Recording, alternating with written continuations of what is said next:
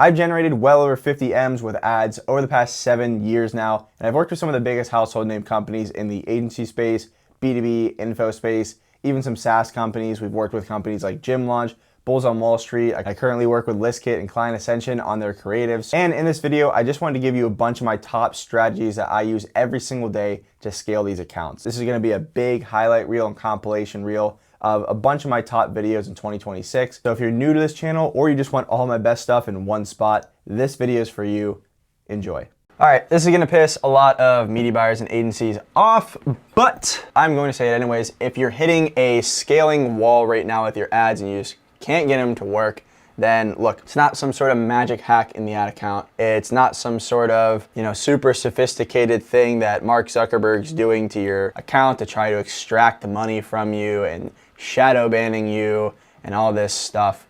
And here's the thing. It's just because you don't know how to solve bottlenecks and you don't know how to solve the right bottlenecks at the right time. So in today's video, we're gonna break down from A to Z how to scale your ads by solving bottlenecks, because all scaling ads is you identifying what problem to fix at what time and making a plan to fix that problem, i.e. the bottleneck. So you have to look at your funnel stats and be like, okay, given these metrics here, do I scale it, pause it, or kill the campaign?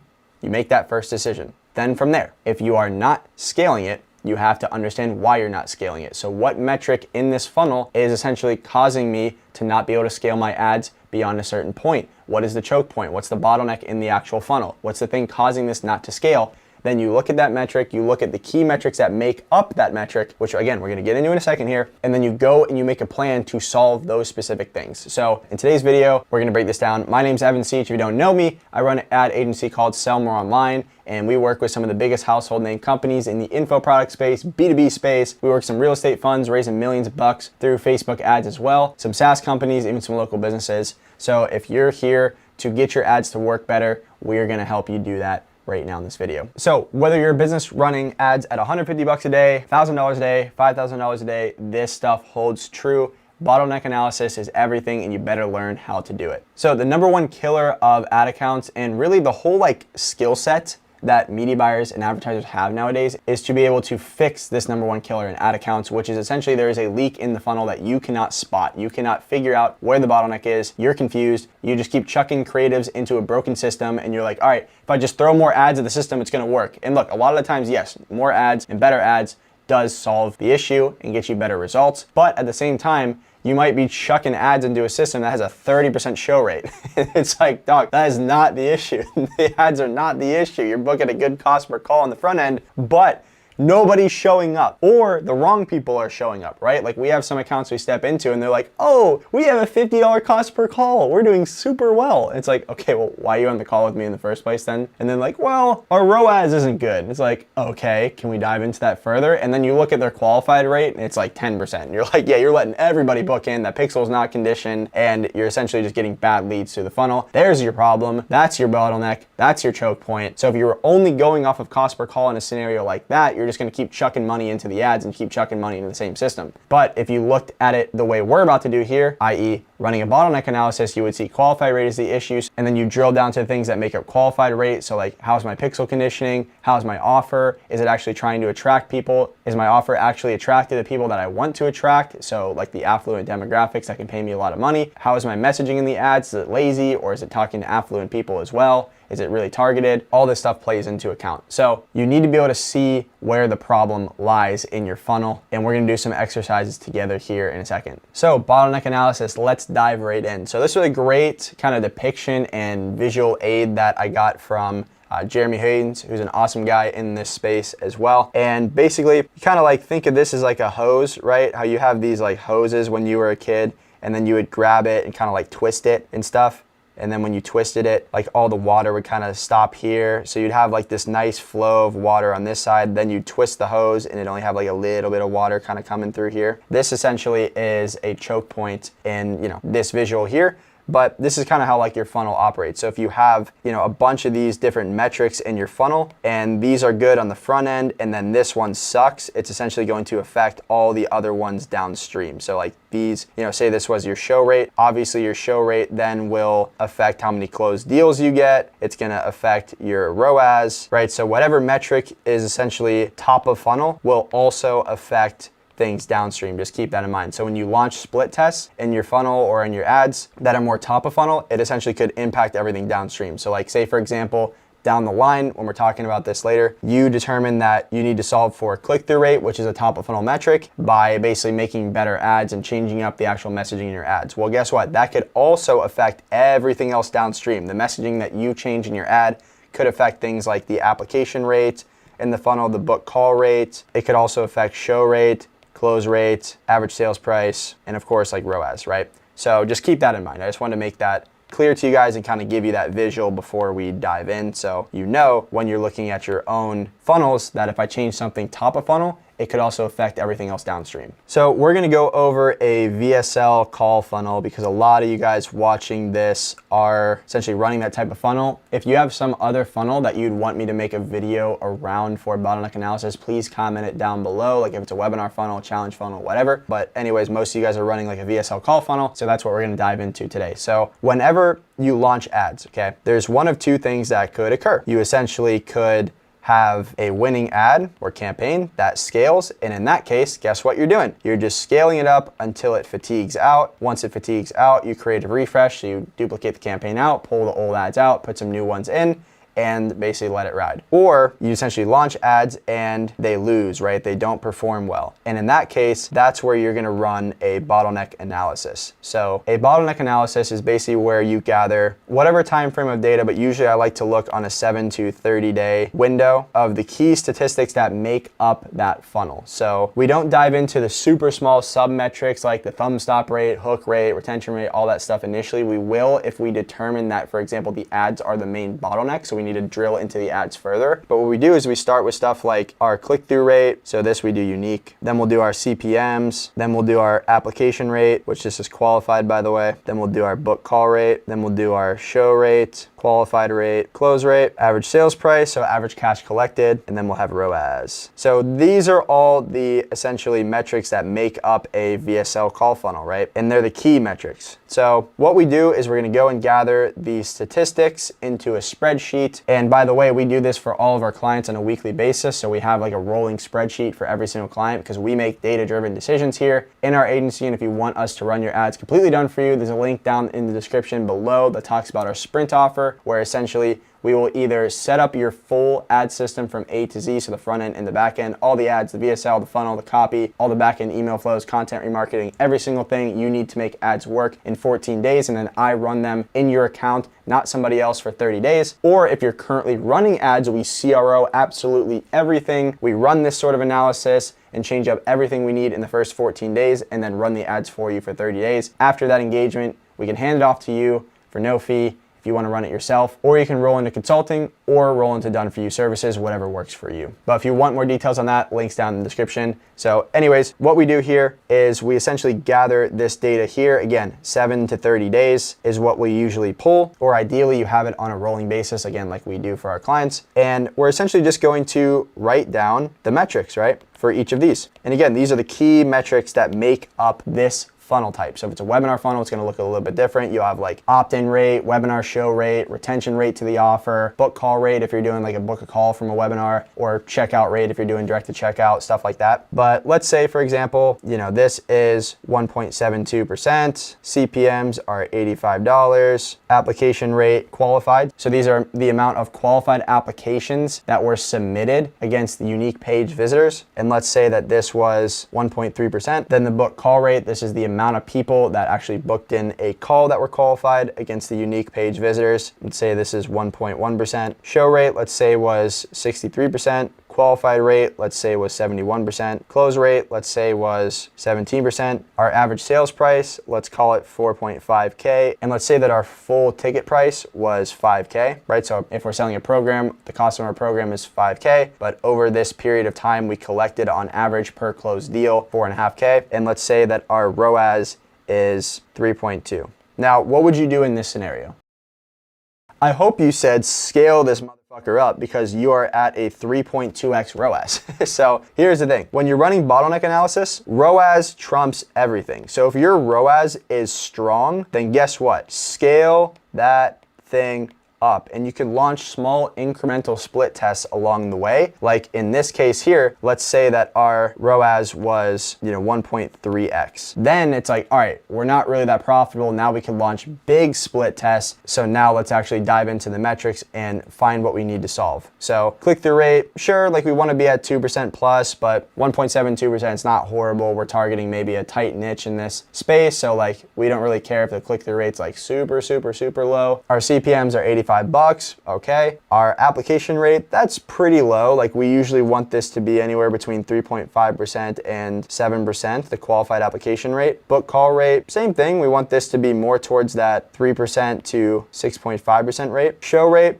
all right, a little bit low. We want it to be like 70% plus ideally. Qualified rate, we like this to be 75% plus. And these are the amount of basically people that showed up to calls that were qualified. So like SQLs basically. And then close rate, and a great metric too, by the way, that I like to do is take the unique page visitors against the actual qualified calls that showed up. That's a great rate too, because you want to essentially see how close this metric is to this metric here, or this metric to this metric. So great thing to do for some of you advanced media buyers out there. But anyways, close rate, like, all right, 17% through cold traffic, fair. Average sales price, usually we sling these things for 5K, but we're closing them at 4.5K. That's not that far off. That means we're not really doing that many payment plans. So that's very fair. But our ROAS is low. So what is the choke point in this funnel? Well, guess what? It is here and here. And application rate makes up book call rate. So what we're going to do is we're essentially going to drill down on the application rate. So we're going to look at the metrics that make up application rate. So what makes up app rate?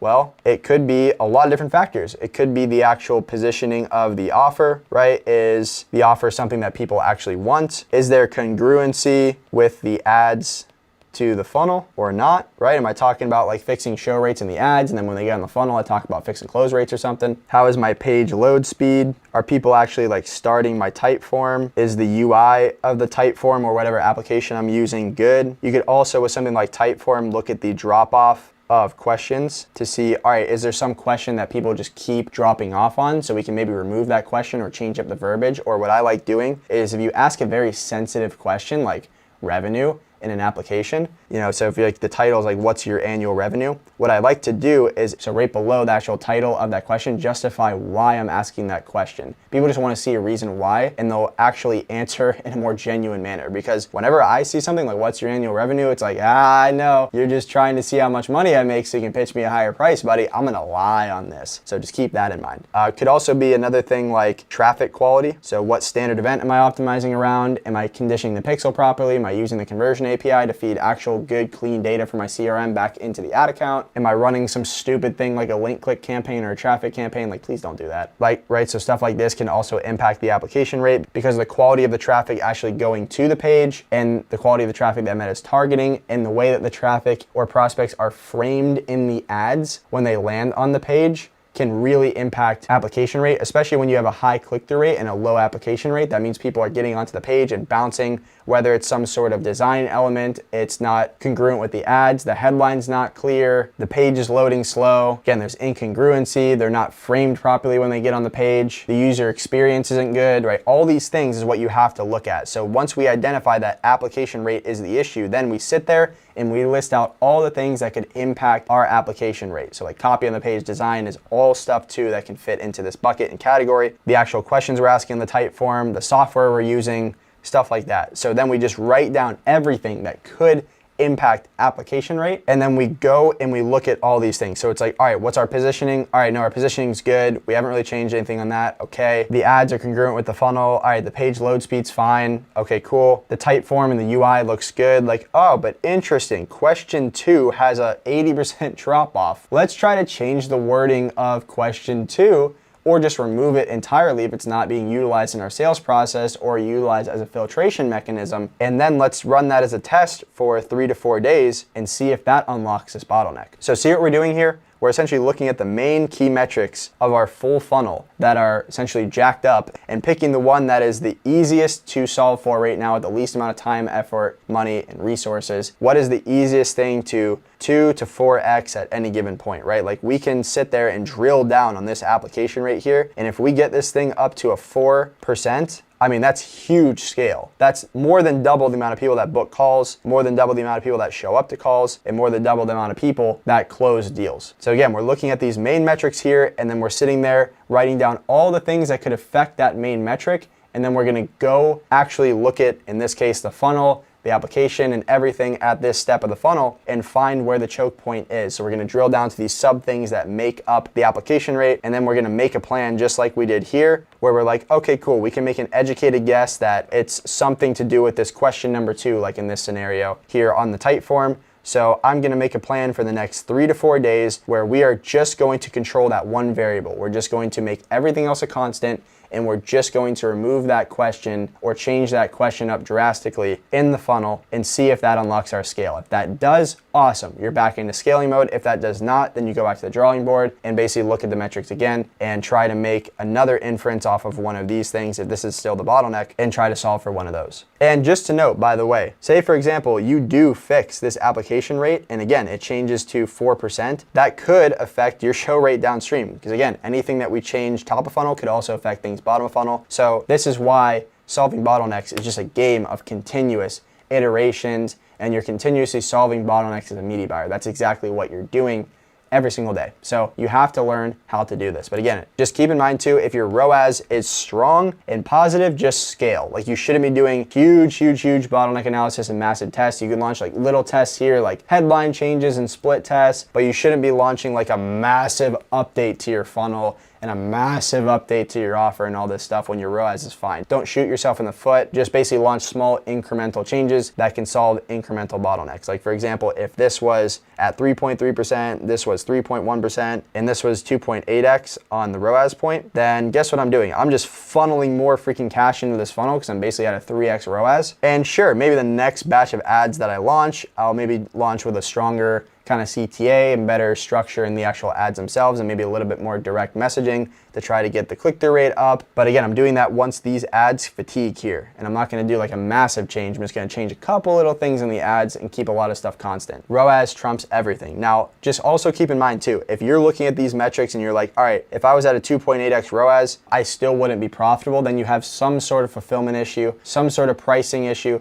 some sort of positioning and quality issue on the types of leads you're actually trying to attract. So that's more of like an offer and business mechanics issue. So make sure to fix that first. So anyways, this is essentially how you just scale your ads continuously. You got to run the bottleneck analysis, find the choke point, and solve for that. And again, if you want us to handle this completely done for you from A to Z, there's a link down in the description below that you can check out our sprint offer where we'll CRO everything or set up all your ads in 14 days, run them for 30 days for you so you get great killer results, and then we'll either run them for you, completely done for you after that as well, hand the system off to you, or roll into consulting. And if you want to join our Inner Circle program, which is a consulting and advisory program, it's a month-to-month commitment. There's a link down in the description below for that as well. And now let me give you a real world example of this from one of our clients. So we stepped into an account where they essentially sell like a coaching program for roofing companies who sell to insurance companies. So that's a very key point, keep that in mind. They were getting a $650 plus cost per call, insane.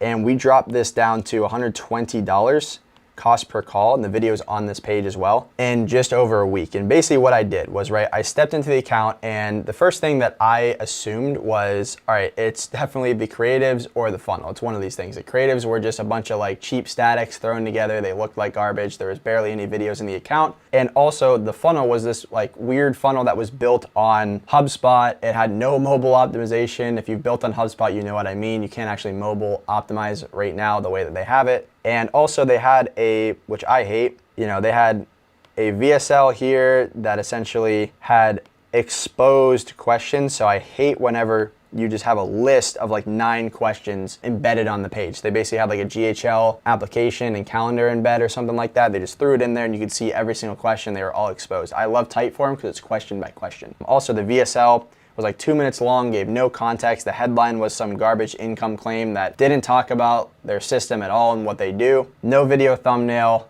no actual case studies on the page, no FAQs, no context, nothing. So I was like, all right, it's going to be the ads of the funnel. But again, I wanted to actually just run the stats and do an actual bottleneck analysis like this to see, am I right? I want the data to tell me. So I don't just step into an account and start like nuking everything, because maybe I was wrong. Maybe it's the show rate. Maybe everything's sick on the front end and qualified rate's awesome, but it's the show rate that's the issue. So we ran the bottleneck analysis, and lo and behold, it was the application rate and the book rate was the issue. So we went immediately to the actual funnel, CRO'd the entire funnel. We redid the VSL, redid all the copy, made the design look super clean, modern, moved platforms, and like a really nice design funnel does still build trust with the prospects. A lot of people say, oh, simple funnels work. And yeah, they can work, but they still better freaking look good and the copy better be good. They better not look like a scam. Theirs looked like a scam. So we totally changed it up, added the Typeform Calendly combo. They also were doing no pixel conditioning whatsoever, so we employed that as well. And they were also optimizing around some weird custom conversion event. We switched to the standard event, and now we're feeding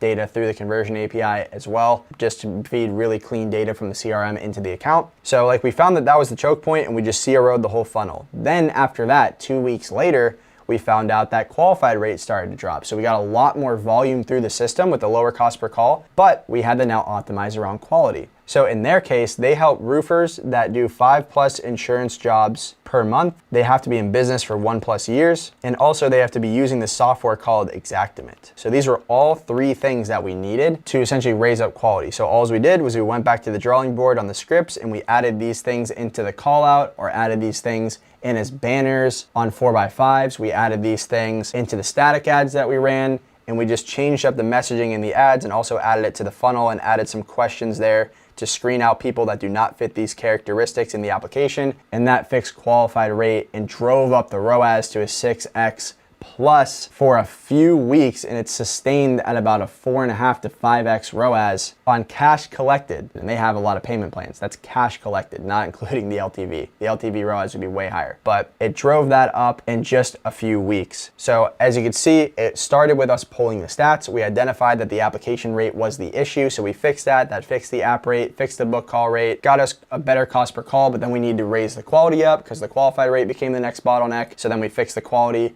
by having better messaging in our ads, change up the copy in the funnel, and also conditioning around these qualities in the application. So Meta will go find more people that fit these qualities as well. I've tried just about every single Meta ad strategy that you could think of to scale businesses past $1 million a month on Meta. And if you don't know me, my name is Evan Seach. I run a company called Sell More Online, and we currently manage over 7 figures, going on 8 figures very soon in ad spend per month profitably for some of the biggest household names in the B2B space, coaching space, info products, and even some real estate funds and syndications and software companies. And today I'm cutting through all the noise to show you the strategies that actually just work, especially in today's market on Meta, so you can get your ads consistently profitable and scaling. So make sure to stick around. It's gonna be pure gold. We're gonna dive into a lot of tactics. If you've watched my videos before, you know that I go high level and then we go fully into the tactics. I actually like to give you the freaking to-do list in these videos, not just a bunch of fluff. And I know a lot of people just throw that $1 million a month mark out there,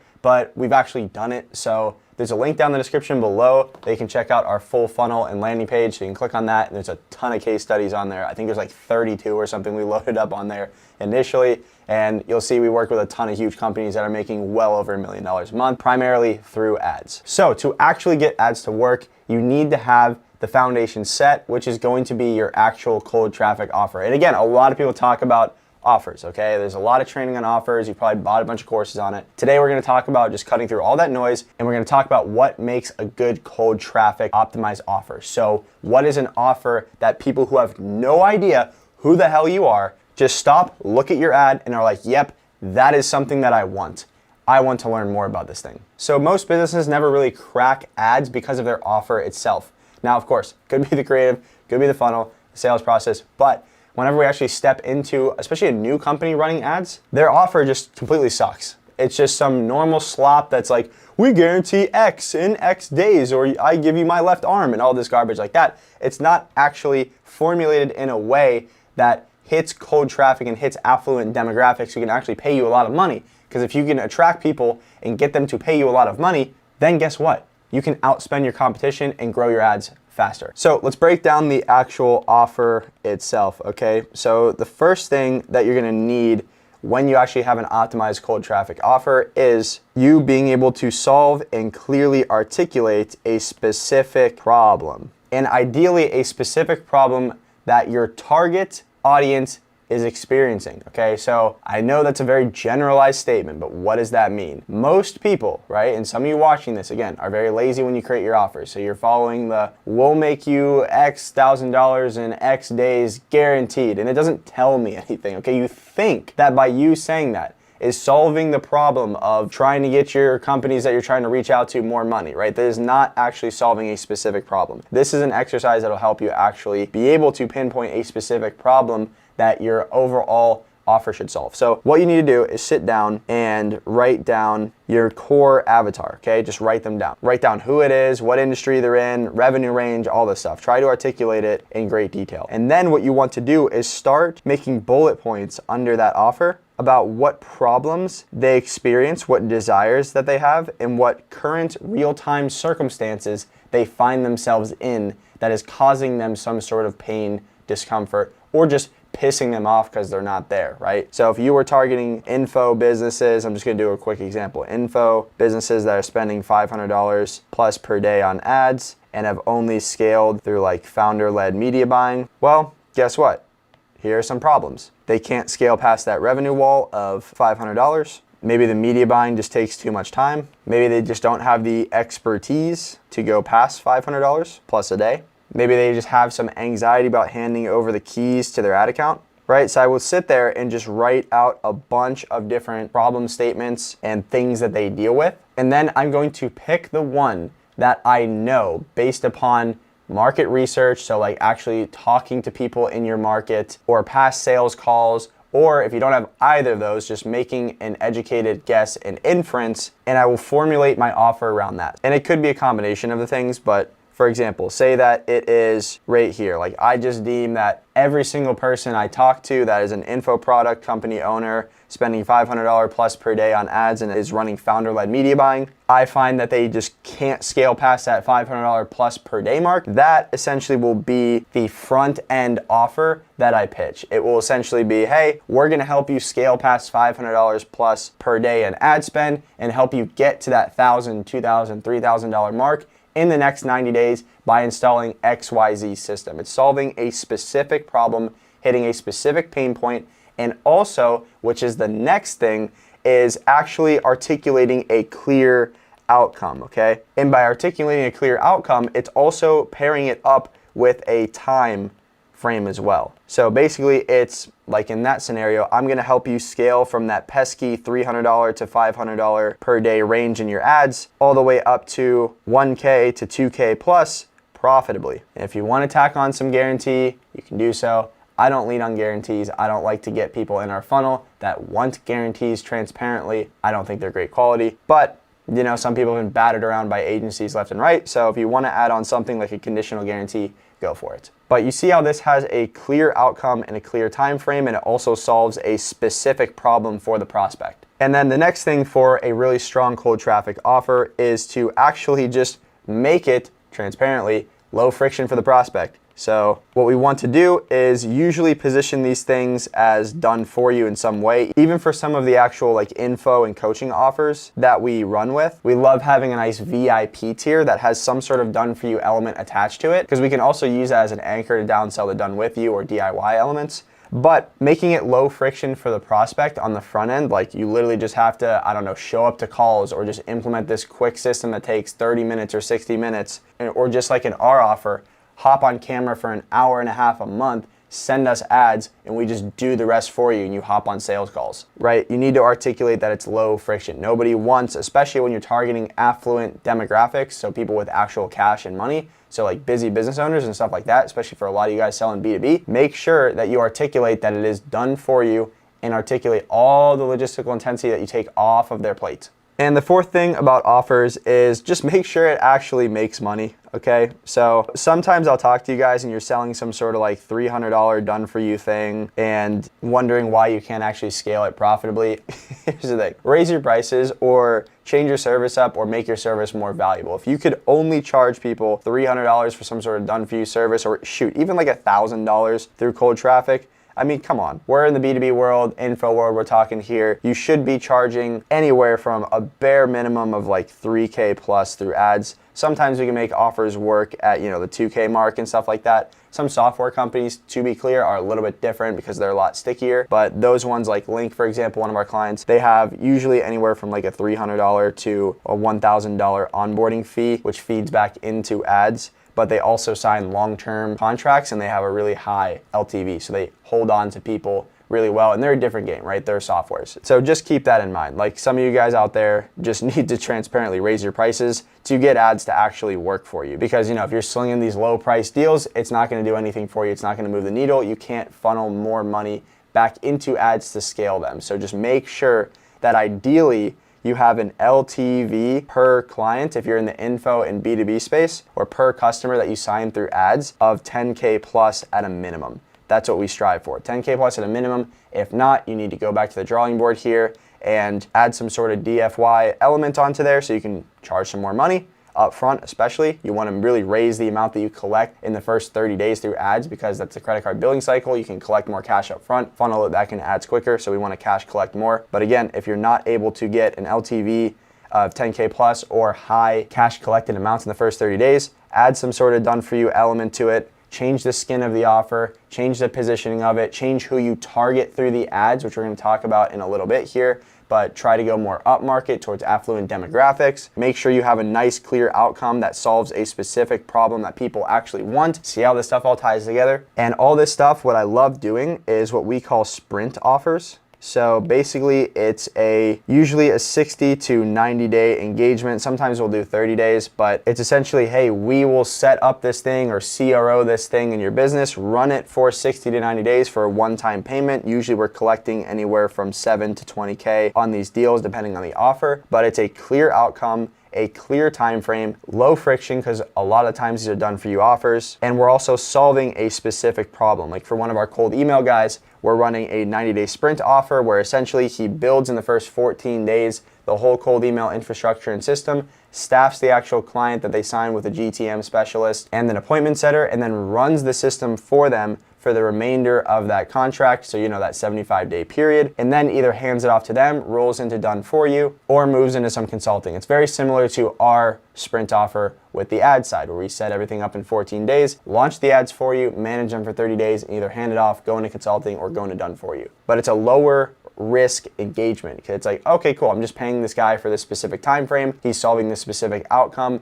cool, it's a one-time payment, love it. The one-time payment angle helps a lot too with cold traffic. And if you already have an offer, make sure to cross-check it with all of these things, but some other things to also check is just make sure that you're not using super vague language like, we help businesses scale, or we help businesses make $10,000 extra in the next 30 days. And also, some of you guys as well, okay? Some of you guys will try to like box yourselves in too much to something along the lines of, we'll get you 30 calls in 30 days, guaranteed. And you wonder why you don't get good leads, okay? Here's the thing. If I only got 30 calls, and it depends on the channel. I get if it's cold outreach is different, but like I see some of you guys selling ad services and this is like your front end offer and your positioning and everything like that and your actual verbiage around the offer is through ads will help you get 30 calls booked in 30 days. Here's the thing. This is going to attract people that have low cash, because if I only got 30 calls in 30 days through ads, I would literally cry. Literally cry.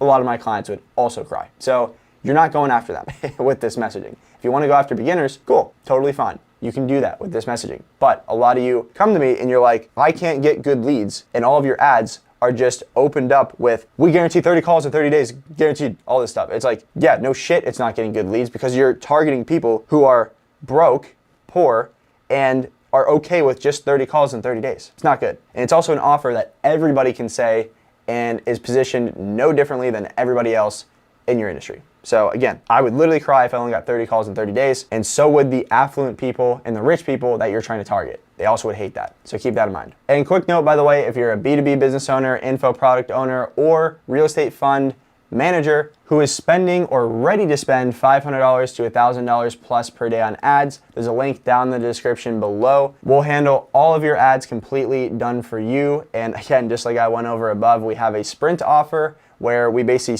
CRO everything if you're currently running ads, or set up your entire ad system from A to Z, so the front end and the back end, so all the back end email flows, content remarketing, tons of other stuff that builds up show rates and close rates that I talk about on this channel. Plus, of course, your ads on the front end, funnel, the copy, the design, the VSL, every single thing you need to make ads work in scale. We do for you. We set that up in 14 days, and I personally run your ads for 30 days after that point so you get results. And then from there, you can roll into consulting, like I mentioned, move into done for you services, or you can just take everything in-house and scale it up yourself with our SOPs and resource library that we give you free of charge. So click the link down in the description below if that's interesting to you. There's gonna be a whole video breaking down the full offer in detail. But anyways, let's dive back in. And now the next thing is the actual ad creation process, okay? So since the Meta Andromeda update, which I have a full video breakdown on this page about that, and it's not a fluffy video as well, it's an actual video that gives you actionable tips and everything and explains everything in detail. But anyways, since the Andromeda update, our way of testing ads has changed a little bit.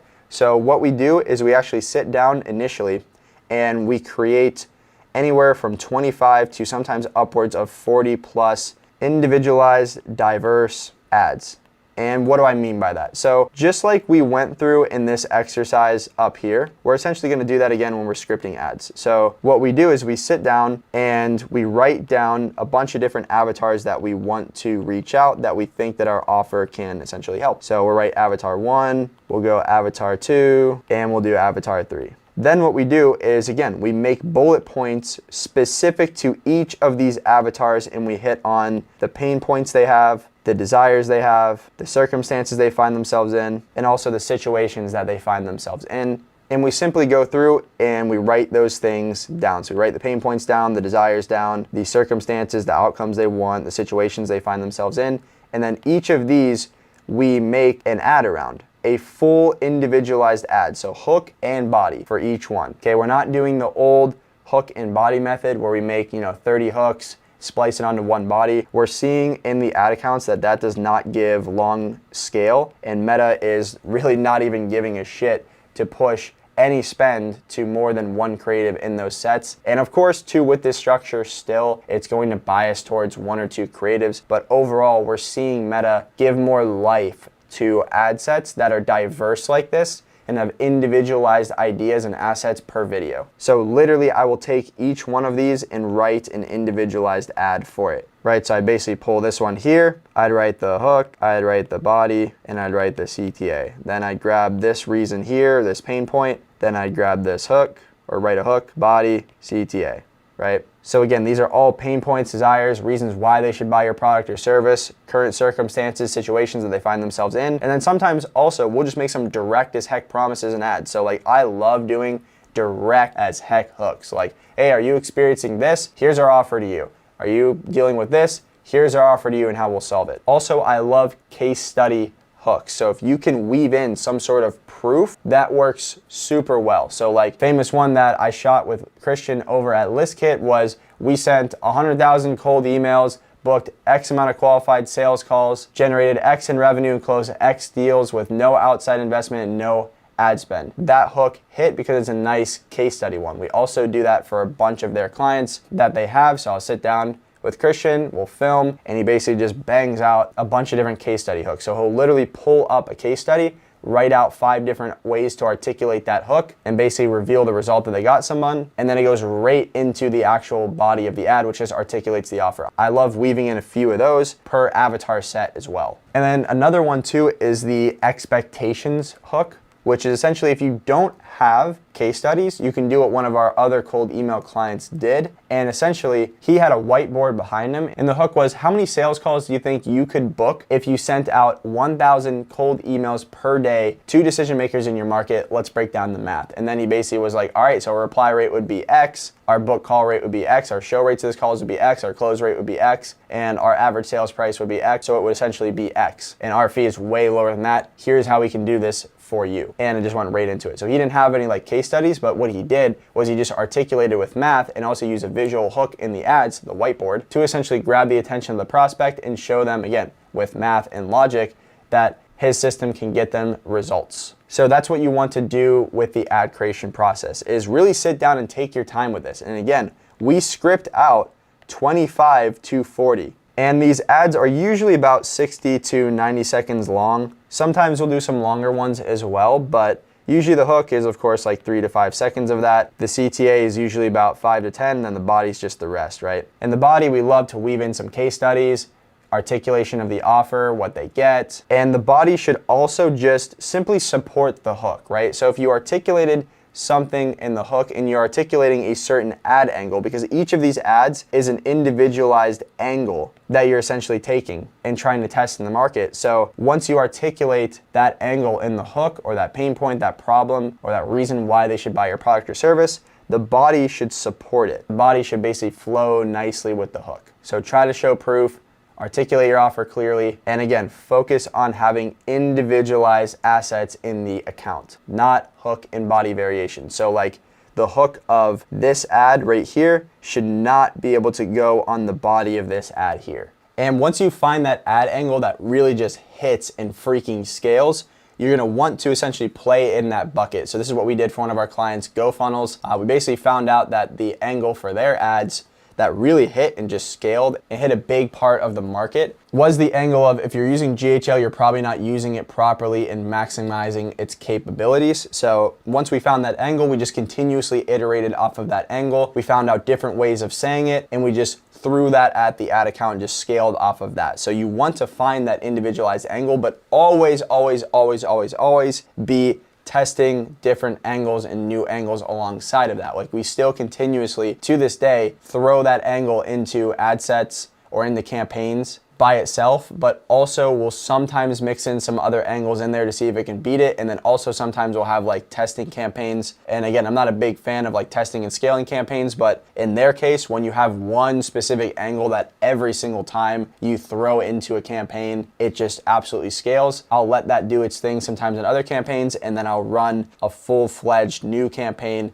with different angles in there as a test to see if we can get a good cost per result there. And maybe next, mix in some of those winning angles with the main angle that has been the core winner, in that case, that GHL angle. So again, we test a wide variety of individualized ads initially, all with different ad angles and reasons why they should buy your product or service, different pain points and desires and stuff like that. And then from there, once we find a winner, we still continuously test new angles, but at the same time, we're just iterating off of that one winner, and we continuously figure out different ways of saying that winning angle. And some bonus tips, I love to take words directly out of sales calls. So we'll throw sales call recordings into an LLM like GPT or Manus or something and pull out specific language that the prospects are using on those sales calls, and we formulate those into hooks and bodies and into our ads. And also it's just really good for ideating ad angles. Some other things too is we love to use specific language in our ads that our target market uses. So this also goes back towards the actual sales call analysis. But for example, we have a client that sells to the home service niche, and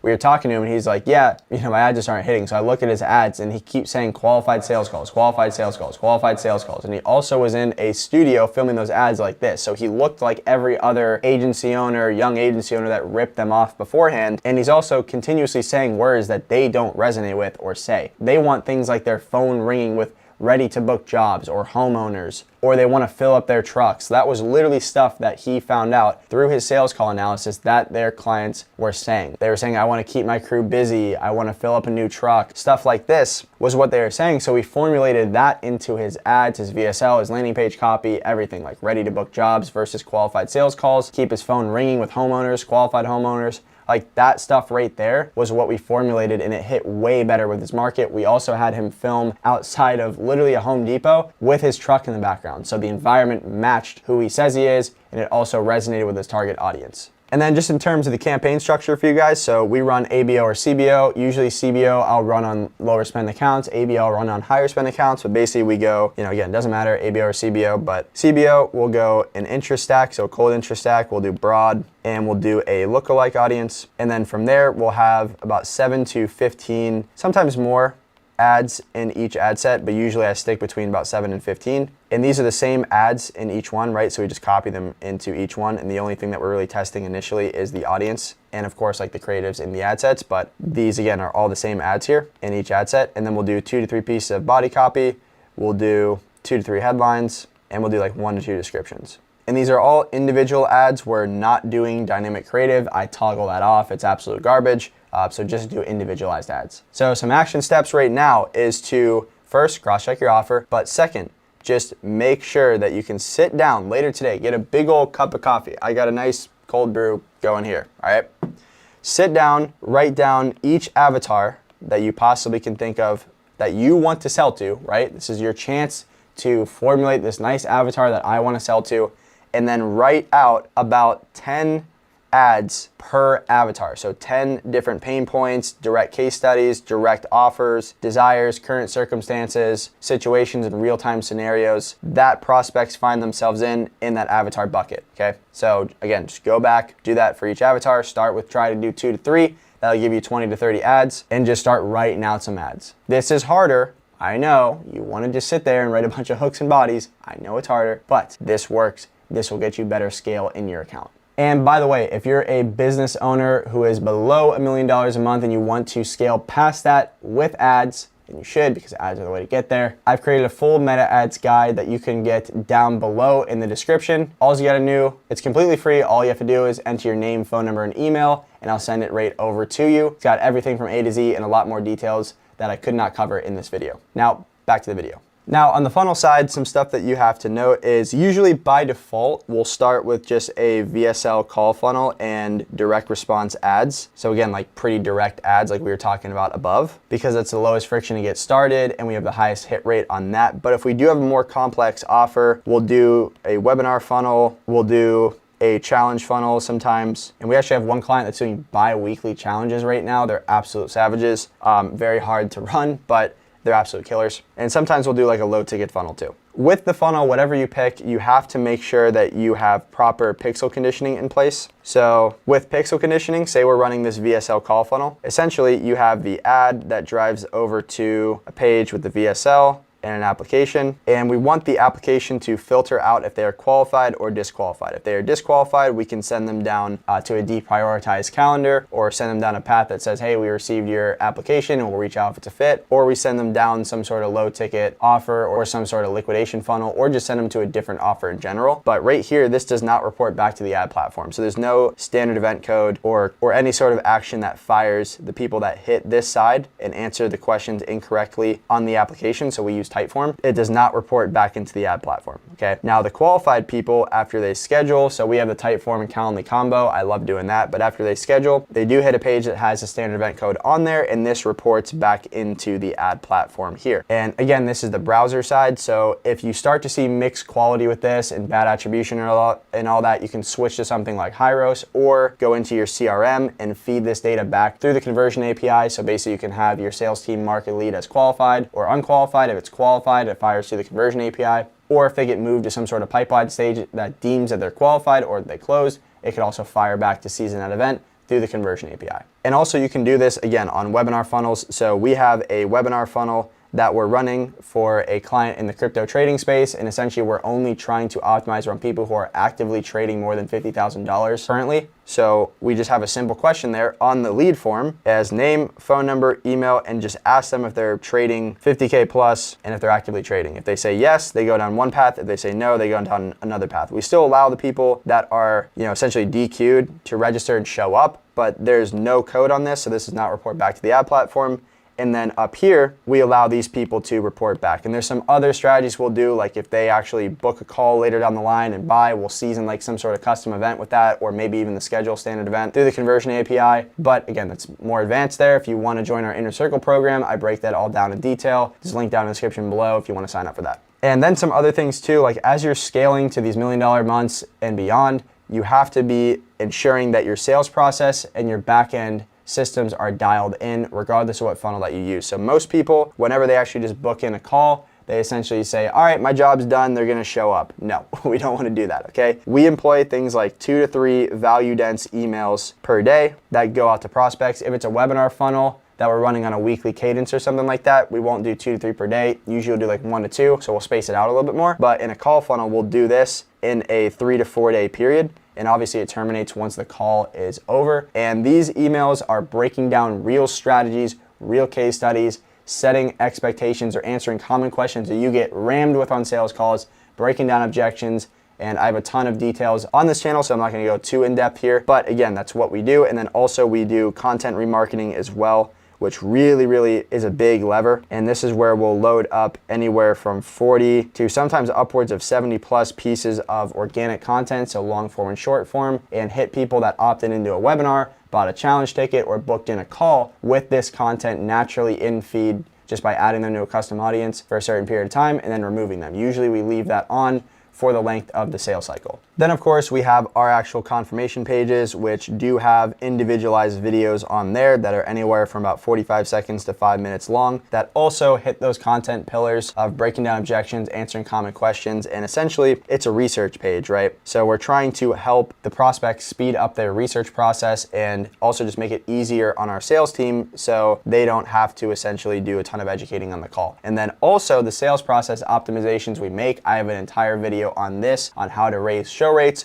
But in a nutshell, we want to lean on manual outreach as well to bait prospects into engaging before the call with us, so we can see what types of questions that we need to get answered for them to prioritize showing up to the call, and also to get them to show up at a higher education level and a higher interest level. That's gonna make them warmer and more ready to buy when they show up. And our pages are very simple for the funnels that we use. So we always start with this structure here. It's essentially a headline, VSL, either a button here or an embedded application. Then we'll have a bunch of real case studies. Like I said, if you see the link in the description below for our funnel, it's like real tangible case studies with real freaking like ad account screenshots. It's not screenshots of like an iMessage or something like that. It's real tangible case studies. Then we'll have FAQs. Then sometimes we'll add, a couple different bits of information down here, but that's usually the default structure that we run with. And so of course, you're just gonna have to launch ads, and one of two things will occur. Your ads will work, and if so, you essentially just scale it until they fatigue out. Once they fatigue out, you just refresh the creative. So you launch a new campaign by pulling the old ones out, launch some new angles, launch iterations of that winner. Or initially when you launch them, they fail. And in that case, you run a bottleneck analysis, which means you just pull the full stats of your funnel and find where the actual choke point and issue is in your funnel. So it might be the application rate that's causing a high book call. It might be the show rate is bad, might be the close rate's bad. And then you can drill down into those metrics as well to actually see what specific actions you need to take to unlock and fix that bottleneck. And I have a full video on this page as well, which again, these videos should be popping up around here and stuff for you guys that breaks down this in detail, how to actually run a bottleneck analysis. Again, there's only so much I could cover in one video. But anyways, that right there, guys, is basically the overall strategies that I use on our clients that are scaling past $1 million months through ads. And if you follow these steps, you're gonna start to see great leaps inside of your ad account and better stable results. Now, if you made it this far, we 100% should talk. There's a bunch of links down in the description below that you can check on out for a bunch of our different offers, like our Inner Circle program and also our core offer, SMO Gold and SMO Black, that you can check on out. And if you are an agency or a B2B company and you just want one freaking thing, you want to scale with ads, click down below, check those out, book in a call with me, and we'll hop on together and we'll see if any of our offer stack is a fit for you. See you over there. Today, I'm gonna give you an A to Z guide on how to launch profitable ads. Whether you're currently running ads or not right now, this is gonna be a video going over, again, A to Z, everything that you need to know to run ads on Meta profitably. So again, even if you have no experience whatsoever running ads, we're gonna cover everything you need to know. Even if you have a limited or small budget, you're gonna know how to scale a small budget and what to do and how to approach the ad account. And even if you're running ads now and you're not getting them to scale, you're gonna find a lot of tips in here that's gonna help you reset everything, CRO things, and just run profitable ads. So without further ado, let's dive right into the training. So my whole goal today is very simple with this video. I want to give you a copy and paste blueprint that you can use to launch and scale winning ad campaigns consistently. And to help you do that, I need you to avoid 3 crucial mistakes. First is having a fragmented ad system that has leaks at different stages. Second is not properly warming up prospects before sales calls or challenges if you're running a challenge funnel, or webinars if you're running webinar funnels, so you have like low show rates to your webinars and challenges. This will fix that as well. And third is not knowing how to scale ads with little time, effort, money, and energy. So we're going to talk about all these things here and go very in depth. So real quick, a little bit about me, because we're going to be talking here together for about an hour. So let me just show you that I know my stuff. I've been advertising for 6+ years. I work with multiple 7- and 8-figure businesses. I've generated over $45 million in client revenue through ads. We've launched over 400 funnels, have had multiple 7-figure funnels and multiple 7-figure awards, and we've launched ads in well over 50 niches and growing. So worked with a ton of companies, massive companies, all household names in their respective industries. So we know what we're doing, and that's enough about me. So again, and today I'm literally gonna give you everything you need to know on how to launch and scale ads on your own. And you're gonna be able to walk away from this here again with a full blueprint on how to run profitable ads. So let's get right into it. Mistake number one, like I mentioned, is having or building currently a fragmented ad system. So to make ads work, you have to have a complete end-to-end system with 0 leaks. I know a lot of people market that you have to have a complete end-to-end system, but we're actually going to break down what the heck that is and what that means for you. So not talking about some cobbled together ad funnel using a bunch of random ClickFunnels templates and freelancers and stuff like that. You tried this ChatGPT hack for an ad script and tried this static here, and it's all just like scattered about. Okay, we're not talking about that. So like, what makes a system actually complete? It's really these 5 components when you break it down. So first is having a cold traffic optimized offer. Second is having contextual ad creatives. Third is having the right funnel and conversion mechanism that really pairs well with your offer and your target audience. Fourth are some sales process optimizations that every single funnel, regardless if you're running a webinar funnel, call funnel, challenge funnel, you need to have these. And fifth is just the overall media buying strategy and what to press inside of the ads manager, how to structure the ad account, how to structure campaigns, all that fun stuff. So, and let me show you what happens when you have a complete system. So you're gonna end up like our client Mazen here at GoFunnels, pretty dang quick. He's literally said he's overwhelmed with calls, and that was his calendar. So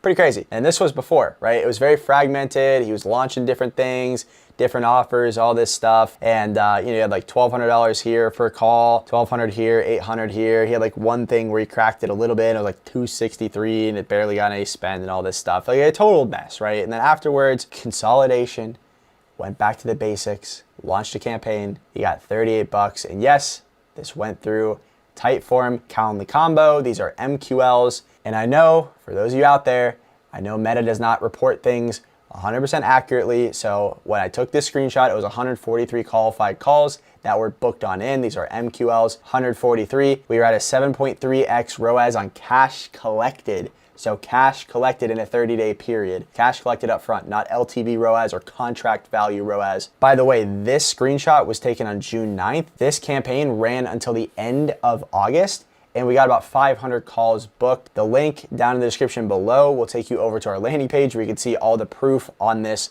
right there in the full campaign breakdown if you really want to. But again, 500 calls booked. It was an average at about $70 per call when it was all said and done. And then we're continuously still scaling with them, spinning up some new creatives. But anyways, it crushes when you have a complete ad system. So we simply created a complete end-to-end system for him that had no leaks in it. So we did that by combining all of these components together. So let's break down each component and how you can build your own complete ad system today. So first component is having a cold traffic optimized offer. So here's what most people do is they build a business, a product or a service or offer first, and then try to make it work with ads, okay? That is backwards. So you should make your life easy with ads by building a front-end attraction offer that converts with cold traffic, i.e. people who have no idea who the heck you are, okay? And that's what you run ads to. Then you can upsell people on the back end to your core offer. And sometimes your core offer is your front-end attraction offer. Not saying it's all the time, but sometimes it is. So just keep that in the back of your mind when you're going through this. And no, I'm not saying like to go run a low-ticket ascension. That's not what I'm saying here. I'm really saying you have to make a push button easy offer on the front end, one that has many of these next things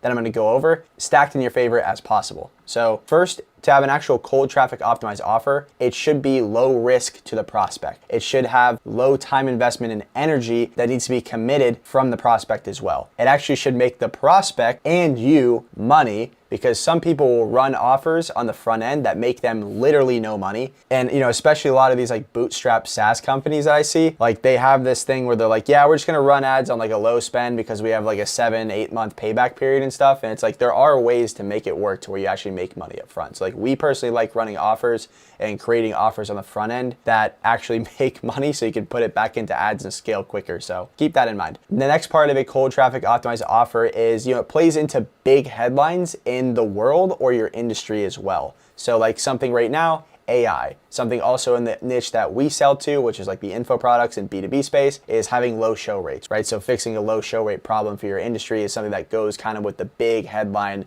in the macro of what the entire market is essentially experiencing and thinking about, right? And again, AI, you've seen a lot of these people just like weave in AI to their offer and it freaking rips. So it's a hot thing. So if you can kind of weave that in a tasteful way to your offer, it could really help. And the next thing is it's directed towards a market that isn't saturated with your same offer or service. So again, you're not just saying the same thing over and over and over and over again. You're positioned differently and you ideally have a new, fresh offer that can break through the noise of a competitive industry. And another thing is it's an offer that in itself is not saturated and also not necessarily overall saturated, but not really saturated in ads. Like we have a couple of people that are scaling through cold email, and look, there's a lot of people that do outbound marketing and cold email, a ton of them, right? But not a lot of them run ads. So it's not really saturated on that platform. And also the cold traffic front end offers that we run for these cold email companies is positioned differently. It's more of a sprint offer, and it's not just like a rate into retainer type thing. It's low risk, low time investment energy for the actual prospect. It actually makes our clients money because we get a big piff up front,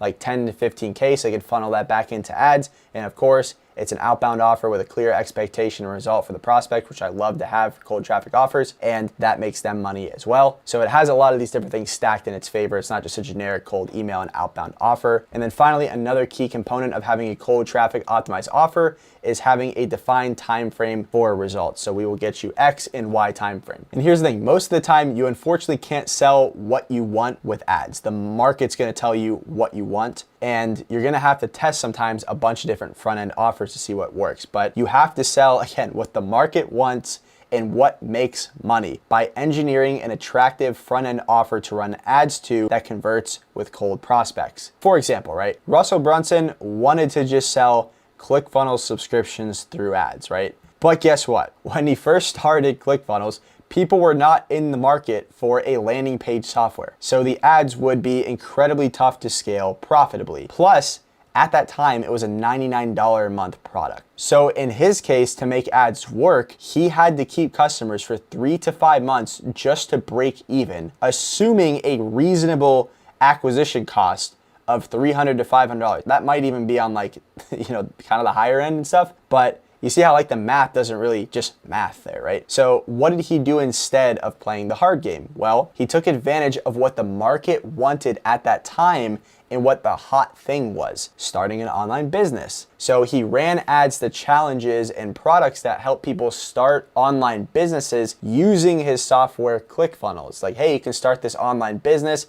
You're gonna need to make a landing page and a funnel to sell this product that you wanna sell, this info product, this course and stuff, this coaching program, this mentorship. So you need ClickFunnels because it's like the engine to do that. So you see how he took what the market actually wanted and marketed that and then funneled into his core offer after that. So he was like, hey, these people all wanna start an online business. They don't want a landing page software, so we're gonna get them in on this front end offer, then we're gonna sell them what we want on the back end. And of course, he's making money selling tickets to those challenges and these different mentorship programs that he did on the front end too. So he's using info and like coaching to liquidate on the front end, and then the back end, he was selling into his software, which is why they were able to invest back into the product, invest back into ads, and scale quickly. And again, he priced the challenges and the different things he ran offers to on the front end, so his front end offer, at levels where it was actually profitable on the front end for him. He sold something that was attractive through ads, hot, low risk, and profitable on the front end, and then funneled people into his core offer. The same thing goes for you if you sell high ticket services. Let's use our client Mazen, who I just went over, as an example. So at first, he wanted to sell people into a recurring service for their automations and funnel building service. And the problem with that was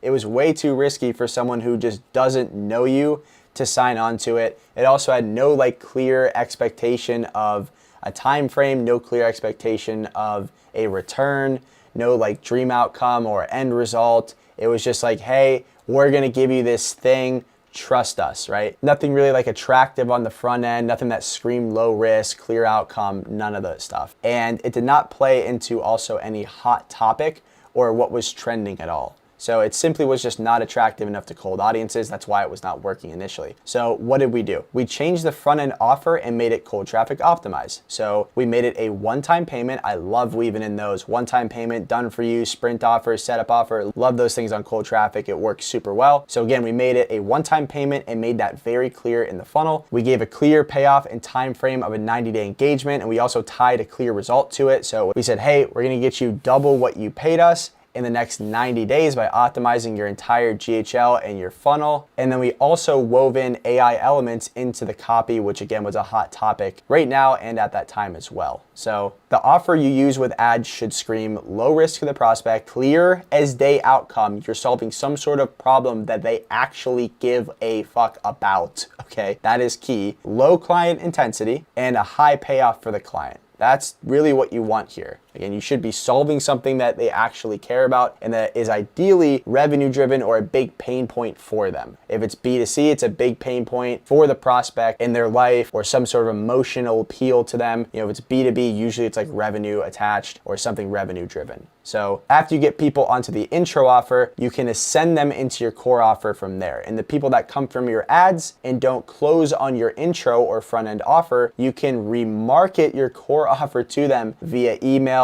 and setters if you wish. Plus, on some sales calls, by the way, you can simply sell people on your core offer anyways, not the intro offer or the front end offer, if it's a fit right then and there. Keep that in mind. Your front end attraction offer can be swapped around a bunch and positioned differently to test different audience as well. So if you want to go more upmarket or reach a different segment of your audience, you can actually try to just spin up a different positioning of that offer or even a different front end offer entirely. So for example, we're an ad agency. So we help a lot of people with like their creatives. We help a lot of people with their funnel. We help a lot of people fix their show rates. We help a lot of people just warm up traffic before sales calls. So there's a lot of different things that we do, and I can position little pocket offers, I call them, to reach different people and different audiences. So I can make some ads around a different little pocket offer saying, hey, we're gonna help fix your show rates. That's gonna reach a specific audience that is dealing with show rates in my niche. Then I can have some other one where it's, hey, we're gonna optimize your funnel because you have low funnel conversion rates and stuff like that. So I'm gonna make a little pocket offer for that, a little front end attraction offer, fixing people's funnel conversion rates. And then that will reach a different type of person in my overall demographic and audience that I'm trying to reach.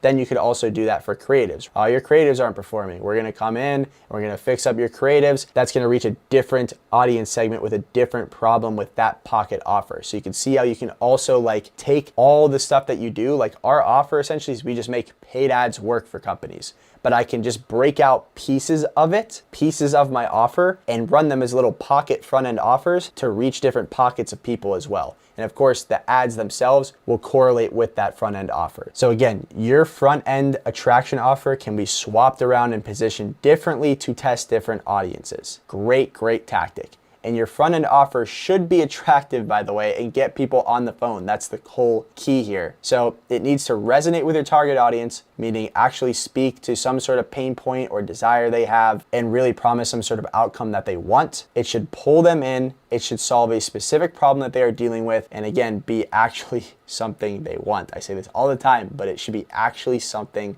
your target market wants. If you can nail the offer and the creative, which we're gonna go over next, everything else is easier. Trust me on that. The creative is component number 2. Most people make trash looking ads and just trash ads that have really bad messaging, and then they wonder why they get bad leads. It's like because you're speaking to poor people, you're speaking to people that are not in your target audience. That is a big problem. So we're going to talk about how to fix that here. Most people's ads suck because, what are you traditionally taught to do? You're traditionally taught to call out your audience, explain the offer, and give a CTA. So all your ads sound like generic slop, like coaches, agencies, consultants, I will help you add 10K per month in 30 days so you don't pay. That garbage, right? This only attracts dumpster diving leads at best, blends you in with everyone else, and doesn't show the prospects that you legitimately understand their problems. That's why we do things differently when we make ads. So especially nowadays with the Meta Andromeda update, we have to do things a lot different because, which if you don't know, the Meta Andromeda update requires you to focus on creative diversity in your ad account. And by the way, I have a full Meta Andromeda training video on this channel as well. It's gonna pop up somewhere around here, so make sure to check that out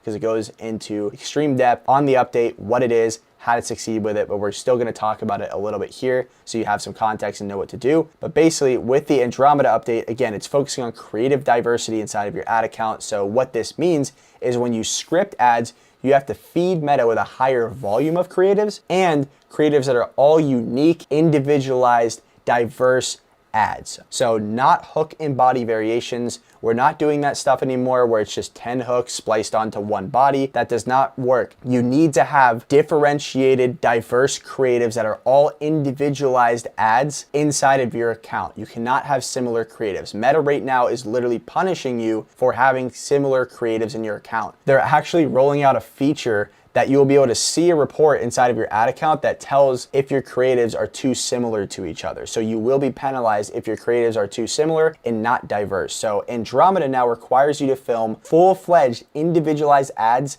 that are all persona driven. And we're gonna get into what that means in a sec. So each ad now under Andromeda, so each creative you make needs to be focused on a different pain point your target audience has, a different desire that they have, a different real-time scenario or circumstance that they are experiencing right now, a different case study articulation that applies to them, a different outcome that they want, and a different promise that you're making them. So it's all focused around different things that your target audience is dealing with, wants, desires, or is struggling with. That is the key thing. So when we create ads here, this is what we do. Let's say we sell an all-natural organic protein powder, okay? We are selling an all-natural organic protein powder. Let's list all of the reasons why somebody should do business with us, all the reasons why somebody should buy our protein powder, okay? So let's think about all the things the prospect might want and might resonate with the prospect that would buy our stuff. So first, maybe it's organic and they want organic protein powder. Maybe some people really like that it has clean ingredients and they value that in their protein powder. Maybe some people hate clumping and this one doesn't clump, like when your protein powder kind of clumps up. Maybe they care about high absorption rates with their protein powder. So maybe you got some third-party data that shows, hey, our absorption rates are really, really solid. And some people will resonate with that. And that might be a reason why that gets somebody to buy your protein powder. Maybe some people care big celebrities use it. Maybe some people care that the protein powder tastes good. Others want it because it's convenient and they could buy it at a local store near them. Others are budget conscious and maybe this gives you like fantastic value for the money, or you portray that it does in your ad. Maybe this protein powder helps them stay full longer so they don't have like cravings, and then maybe, you know, people like it because it kills cravings. Another thing is maybe it's got collagen in it so it helps your skin. Maybe it's low calorie, or could be high calorie if it's a mass gainer. Maybe they're tired of protein bars, so they want to switch over to this protein powder. Maybe they're also tired of cooking high protein meals and planning them out. Maybe the people that want to buy our protein powder are busy people and just want to hit their macros easily with something that fits into their routine. Maybe you got creatine in that protein powder too. That'd be pretty dope. Maybe it's all natural and has a bunch of beef organs. I actually have this protein powder. Maybe it's made from all natural ingredients and never touches a lab whatsoever. That could be another thing, like an ad angle that says, yeah, it doesn't touch a lab ever. This is all made naturally by hand. Maybe it's been third-party tested again on absorption levels into the body. Maybe it's got low sugar, tastes great with water, tastes great with milk. Maybe it can be a meal replacement. Maybe it can arrive in 2 days because it's all US made. Whew. No, nothing made overseas. Maybe there's no fillers or gums in it, no seed oils in it, no artificial flavors in it. All third-party tested for cleanliness of ingredients, and you have the report you can show in an ad. Maybe it's very nutrient dense. Maybe it can be blended into smoothies easier, supports energy levels, no midday crashes if you have these in the morning. Maybe it helps overall wellness. Maybe it's awesome for hardcore athletes. Maybe it's for everyday people who just work out to stay fit, kind of like the weekend warriors. Or look, you can make ads that apply to hardcore athletes. Maybe you can make some ads that say, you know, this protein powder is great for just everyday people who want to stay fit. Maybe it's great for leisure athletes. You know, it could be like all three of these. You know, maybe it's got no yellow 5 in it, no blue 5 or whatever, you know, red 40. I don't know any of those things, but that stuff, maybe it can be mixed into like baking recipes to add variation. So this would be a cool ad. Maybe you can even show an ad that visually shows someone is using it in a recipe, like a TikTok style recipe showcase ad or something. Maybe it's got some added colostrum for gut health. Maybe it doesn't give you that like bloated feeling after you kind of drink the protein powder. Maybe it's got no microplastics whatsoever in it, right? So that was just 41 different reasons why somebody should buy our protein powder. A bunch of different outcomes we talked about and listed out, bunch of different pain points people have we articulated, bunch of different desires, bunch of like case study led things like those third-party studies. We talked about how it applies to different types of people like athletes, leisure athletes, everyday people, people that have 9 to 5s, people that are trying to lose weight, maybe gain weight. That was 41 different ideas and themes that all will reach a different type of person and resonate with a different type of person. Each is its own ad that you script out. Each one of these reasons here is an individual ad that you go and script out. So you make an ad centered around this theme here, then this theme here, then this theme here, then this theme here, then this theme here. Each theme and angle gets its own ad. And by own ad, I mean literally its own full ad. So you script out an individual hook,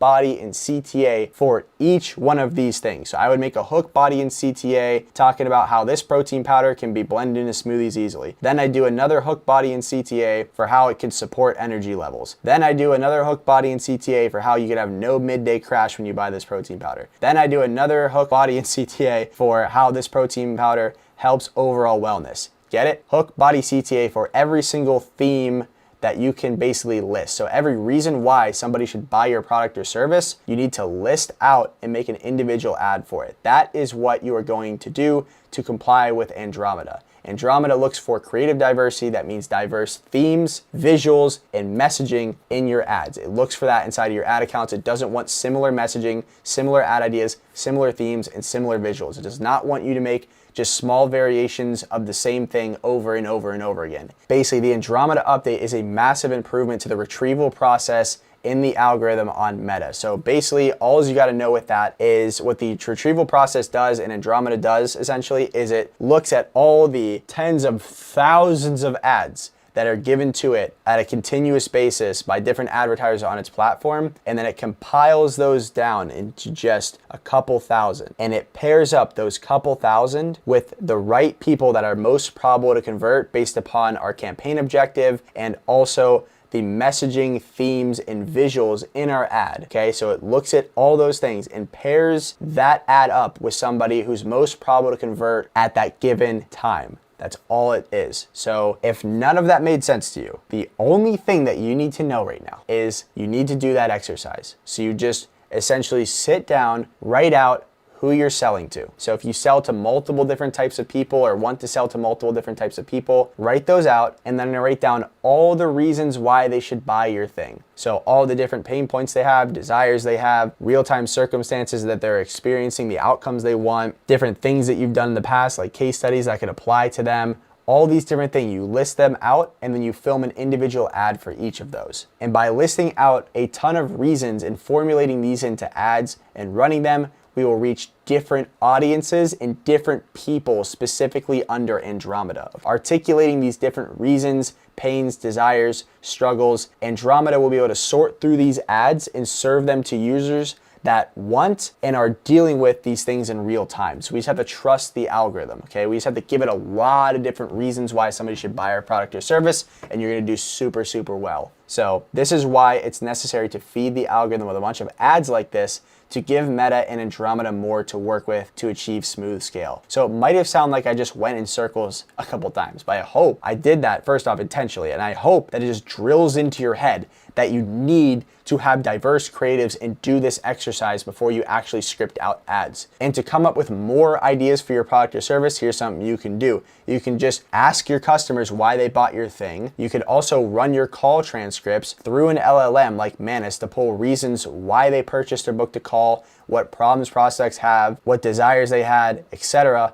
And the more calls from varying types of people, the better. So in these themes and ad angles, again, are all pain points, scenarios, and desires that your prospects have right now in real time what they are experiencing right now. It's very hyper contextual, okay? Keyword is real time. We want to speak in real time context to what our prospects are experiencing right now, and to make the viewer of your ad feel like you are stalking them through their phone, listening to their thoughts and spying on their conversations. That's what we want to feel. We call those like stalker hooks, right? So they're ones that you're like scrolling through your phone, you're like, I literally just said that out loud. Is Meta spying on me? That's what we want. We want hyper contextual ads. Those scale, not generic messaging. And you will get crushed if you have similar visuals, themes, and messaging in all your ads under Andromeda, so do not be lazy. That's why I took a while on this section, because it's super freaking important. This and the offer, super freaking important, more than the media buying structure. So make sure to rewatch this again and again. I literally went in circles multiple times to drill into your head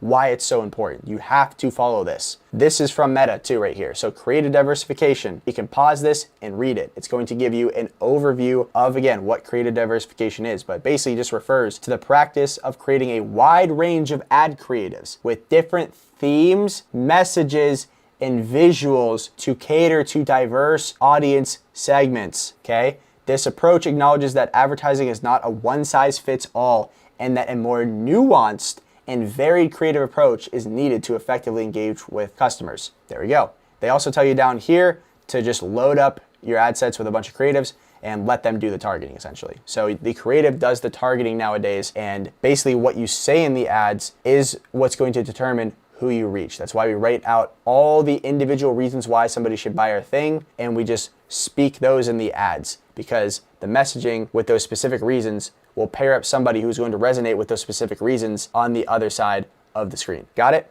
Perfect. So, and this is the framework we follow, by the way, when we write ads. So whenever we have all those individualized reasons, this is what we follow. Very simple. Hook, body, CTA. So the hook is the articulation of the pain point, the problem, or the desire that's tying back to that actual scenario that we're articulating. We want to build curiosity sometimes, build up some intrigue, and just overall grab attention, okay? So we just articulate the problem, pain point, or desire, and then we want to build up some curiosity sometimes, try out some like those curious hooks, intrigue, and just grab their attention, okay? Now in the body, we want to do an explanation of why they're in this situation. So show them, that you understand their problem. Then we want to offer up the solution. We want to tell them what they will achieve or experience, so like the money, emotions, status, etc. If they use your solution, add in some credibility if you got it, so like social proof if you have it, articulate a couple case studies real fast to support why your solution works. And then also just like use storytelling in some ads to create more curiosity. So per theme, you could have like a direct ad and then also one that has like more curiosity, more like storytelling in it. So just like test things out. And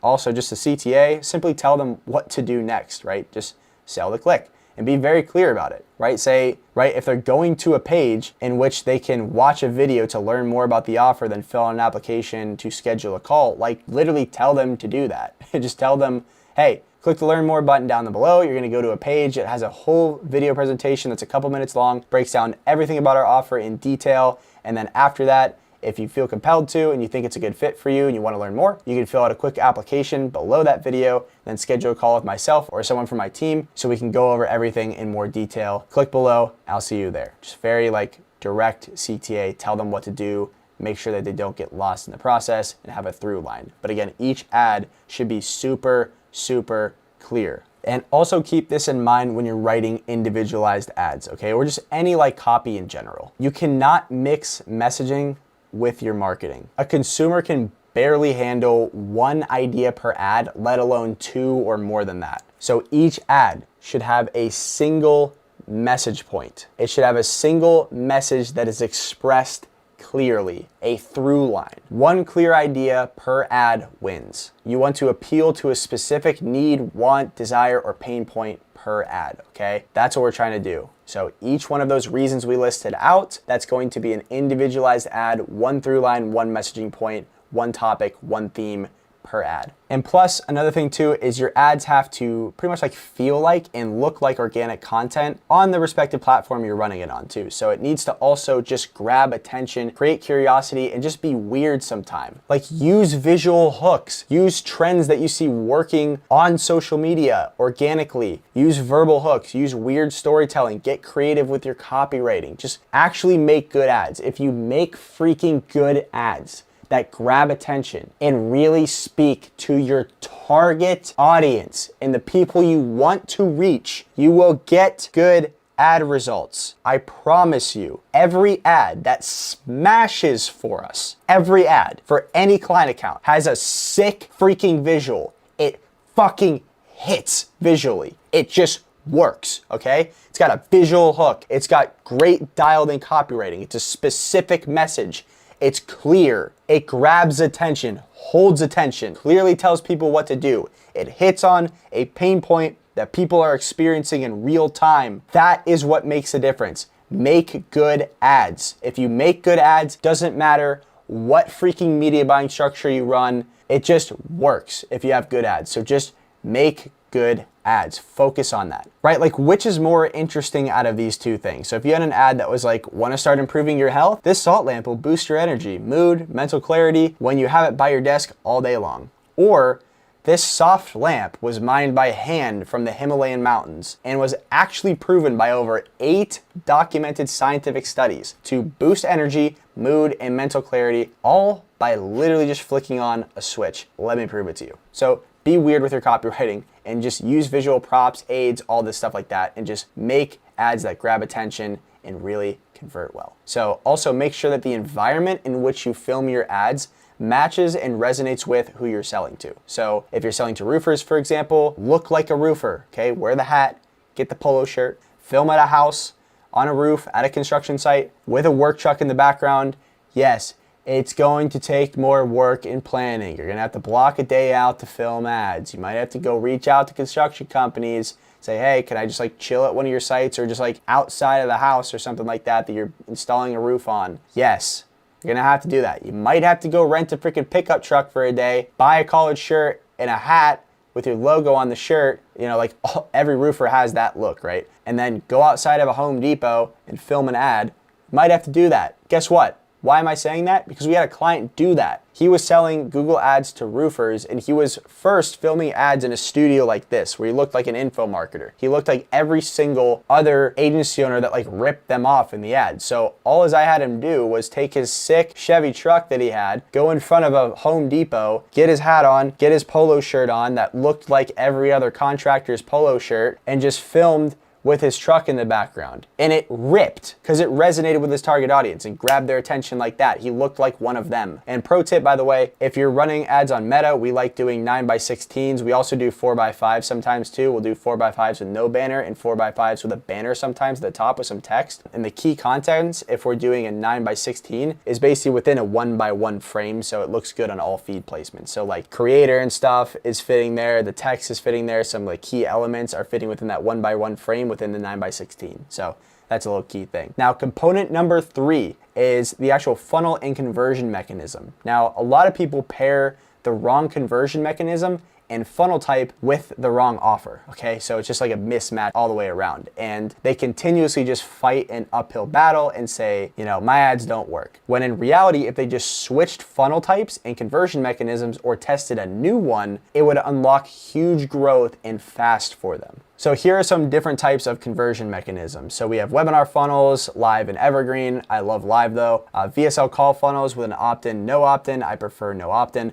Application funnel, quiz funnel, lead magnet funnel, low ticket ascension funnel, high velocity opt-in funnel, challenge funnel, you got free or paid. So you may be running a VSL call funnel right now, or may want to start running one right now. When in reality, if you ran a webinar funnel, you would have a way higher ROAS and easier closes. Not all the time. I'm not saying that all the time, okay? I'm just using this as an example. A lot of you, by the way, should just default to a call funnel. Like I say here, majority of the time when we step into a new deal in a new company, I think, can I make a call funnel work? It's the easiest funnel to make work. So if I step into a new deal, I'm like, can we make a call funnel work? Yes or no? If it's yes, we do that. If it's no, I need clear reasons why not. I try to make a call funnel work unless, again, I have previous data on another conversion mechanism that has worked better on the account, or I have a complex offer that requires more education before a conversion point, okay? So like some sort of really new offer, or a lot of the times like a high ticket like e-com product, like something like $1,000 plus can work really well. using like a live webinar or something like that. And then there's other like complex info product offers that work really good on like live webinars too, or different other things like challenges and stuff like that. So if people need a lot of education and you've tried doing like a lot of the things that I talk about on this channel, where we do some education in the ad and the funnel and on the back end after somebody books on in with our sales process optimizations and everything, and it's like not working, then you can test a different conversion mechanism if you want. But you know, if you're just selling like how to day trade and stuff like that, like call funnels, they rip, right? It's people understand what day trading is or how to fix and flip a house. Like people understand that. There's other times too where we will layer on 2 conversion mechanisms at higher spend levels as kind of like a hedge, because basically the way I like look at ads, it's kind of like you're a money manager. So if I can kind of hedge my bets a little bit more and have like 2 conversion mechanisms running at once, sometimes even 3, then awesome. But I'm not going to spread my budget too thin and my sales team too thin that we're working with, and also like the fulfillment, I won't spread that too thin, because like if you have a low ticket offer, you got to also like fulfill on that low ticket offer and make sure people are activating that and ascending. Plus if you're doing a call funnel, of course, like that's just going right into the core offer. So multiple conversion mechanisms can work as like a scaling strategy and a hedge as you have like really high spend, especially if you're hitting a certain wall with like a call funnel, for example, you've tried a ton of stuff to get past it. Maybe that next conversion mechanism is something that you need to just boost up your overall revenue, because some people convert differently on different conversion mechanisms. So like me, for example, I never watch webinars ever. I only convert on call funnels. I know some guys that only convert on webinars and like challenges and never convert on call funnels. So that's just another quick note, as multiple conversion mechanisms can be used as a scaling strategy and also as a risk mitigation strategy, especially as you're at higher spend levels. So, you know, which conversion mechanism you choose, again, I try to default always to call funnels because they're the easiest to make work, especially if you're new. Don't jump into a challenge funnel. If you don't have a lot of money, don't jump into that. Same with a webinar, don't jump into that. Or low ticket. All you guys love low ticket to like jump into it when you have like $50 to spend on ads every single day because you're like, oh, it's gonna liquidate my spend. It's like, dog, you don't even have much money to like put into this thing. So like, trust me, low ticket is not the first thing you should start with. Call funnel. If you can make call funnel work, go for it. So the conversion mechanism and funnel type that you choose all depends on your TAM, so total addressable market, your sales ability, your sales team size, your market sophistication, and your offer sophistication. Your landing pages also, by the way, in your funnel should be nicely custom branded, not looking like a scam. Sometimes you guys show me your thing and I'm like, if you just paid a designer like $500, this would look so much better and convert so much better because it doesn't look like a scam and it would actually be responsive and clean. It should be fast and responsive on all devices, especially mobile. Again, some of you guys show me your landers and it's like, I don't know what the heck went on in mobile. It's like a bomb went off on mobile. I don't know what you did with it, but just make sure it's clean on mobile. Have a clear and concise headline. All key elements should be above the fold. So when you first land on the page, everything from like the button up to the logo should be right there. So the headline, the subheadline, if you have it, the VSL, the button, you know, the CTA, that should all be above the fold right when you land. You shouldn't have to scroll to see that stuff. So social proof should be all on the page if you have it. Like if you click the link down in the description below, you're gonna see our full landing page that breaks down our entire offer. We have 2 offers. So we have our Inner Circle program offer, which is a consulting offer. And then we also have just our done for you services offer. You can check that out down in the description below. Both of those pages are nice, clean, custom branded. They're fast and responsive on every device you try it on. They have a clear and concise headline that tells you exactly what the heck the offer is, the outcome, and all that stuff. As all the key elements. They have a nice, clear, and concise headline on both of them that articulates the offer and the outcomes of the offer. All the key elements are above the fold, and there's just a ridiculous amount of social proof. Like you have to scroll for miles on these things, man. And also, as you scroll down the page too, you can quickly pick up on key elements and understand what the page is about. So like I call it the scroll test. If you're just scrolling leisurely through a page, you should be able to quickly look at headlines and different images and bullet points and underlined elements and highlighted and bold elements to quickly pick up key elements along the page, key concepts, and just understand a lot about the offer from just scrolling like this. You know, everyone's not gonna sit there and read every single word. They're probably just gonna land on the page, scroll real quick and go, scan it. They're gonna scan like this. So if they can scan the page and pick up key concepts about your offer, key benefits, key features and stuff like that, you're in a great position. So try that. And now component number 4 of a complete ad system is sales process optimizations. Now I have a full video on this page that's all about show rate optimization. And that video is a lot more in depth on stuff like this here, the sales process optimization. So make sure to check that out. You know, anyways, you didn't think a marketer on this video, right? We'll be talking about sales, huh? because you think we hate each other. We really don't. So, well, here's the thing. Sales and sales process optimizations is freaking important if you want to get results. You should not be a media buyer or an advertiser that does not look at the other side of things and does not focus on making optimizations to the sales process. So guess what we're going to do here? If your sales process has leaks in it and it's not optimized, you're going to burn cash. Your sales process should be focused on these things. It should be focused on deploying pre-call trust assets with multiple different consumption methods. So some in video format. And by the way, these pre-call trust assets essentially are just resources, SOPs, guides, videos, all these different things that you send prospects that break down their objections ahead of time, answers common questions they have, sets expectations of working with you, and really just builds up overall trust and familiarity with you, your offer, and your brand. And we send them in multiple different consumption methods. So sometimes we'll offer up prospects like a text version, a video version, an audio version, and different, maybe like an SOP for one, maybe a training video for another one, and all these different things. Because personally, I like to watch videos. So if somebody sends me like a video asset before a call, I'm probably more apt to watch that than some big old document, right? But some people like to read versus watch video. So that's why as a salesperson, you should be offering up different trust assets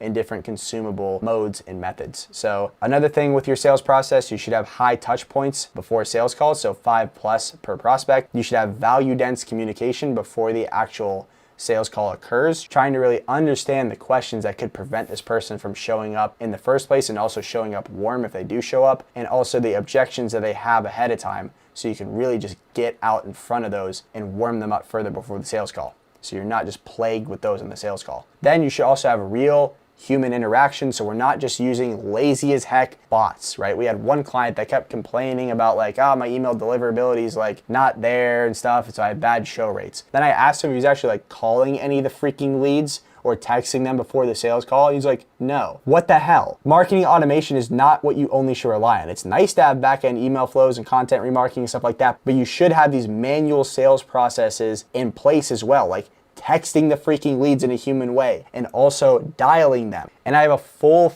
50-page SOP on pre-call sales and our different pre-call sales process to warm up prospects before an actual sales call. So all of our sales process optimizations, different text scripts, call scripts, follow-up cadence, everything. I give that to all of our clients and also everybody in our Inner Circle program. So if you want those, links down in the description below. And we also have a ton of other stuff that's awesome in that group. And we also, again, do all this done for you with our clients. So you should also, by the way, in your sales process, have wide call slot availability. The wider the availability, the lower your effective cost per call essentially will be. There's more convenient slots for the next prospect to book in on. And if you tie all of these things together, okay, you're gonna have higher show rates and better close rates and also faster cash collected. So you can funnel it back into ads quicker.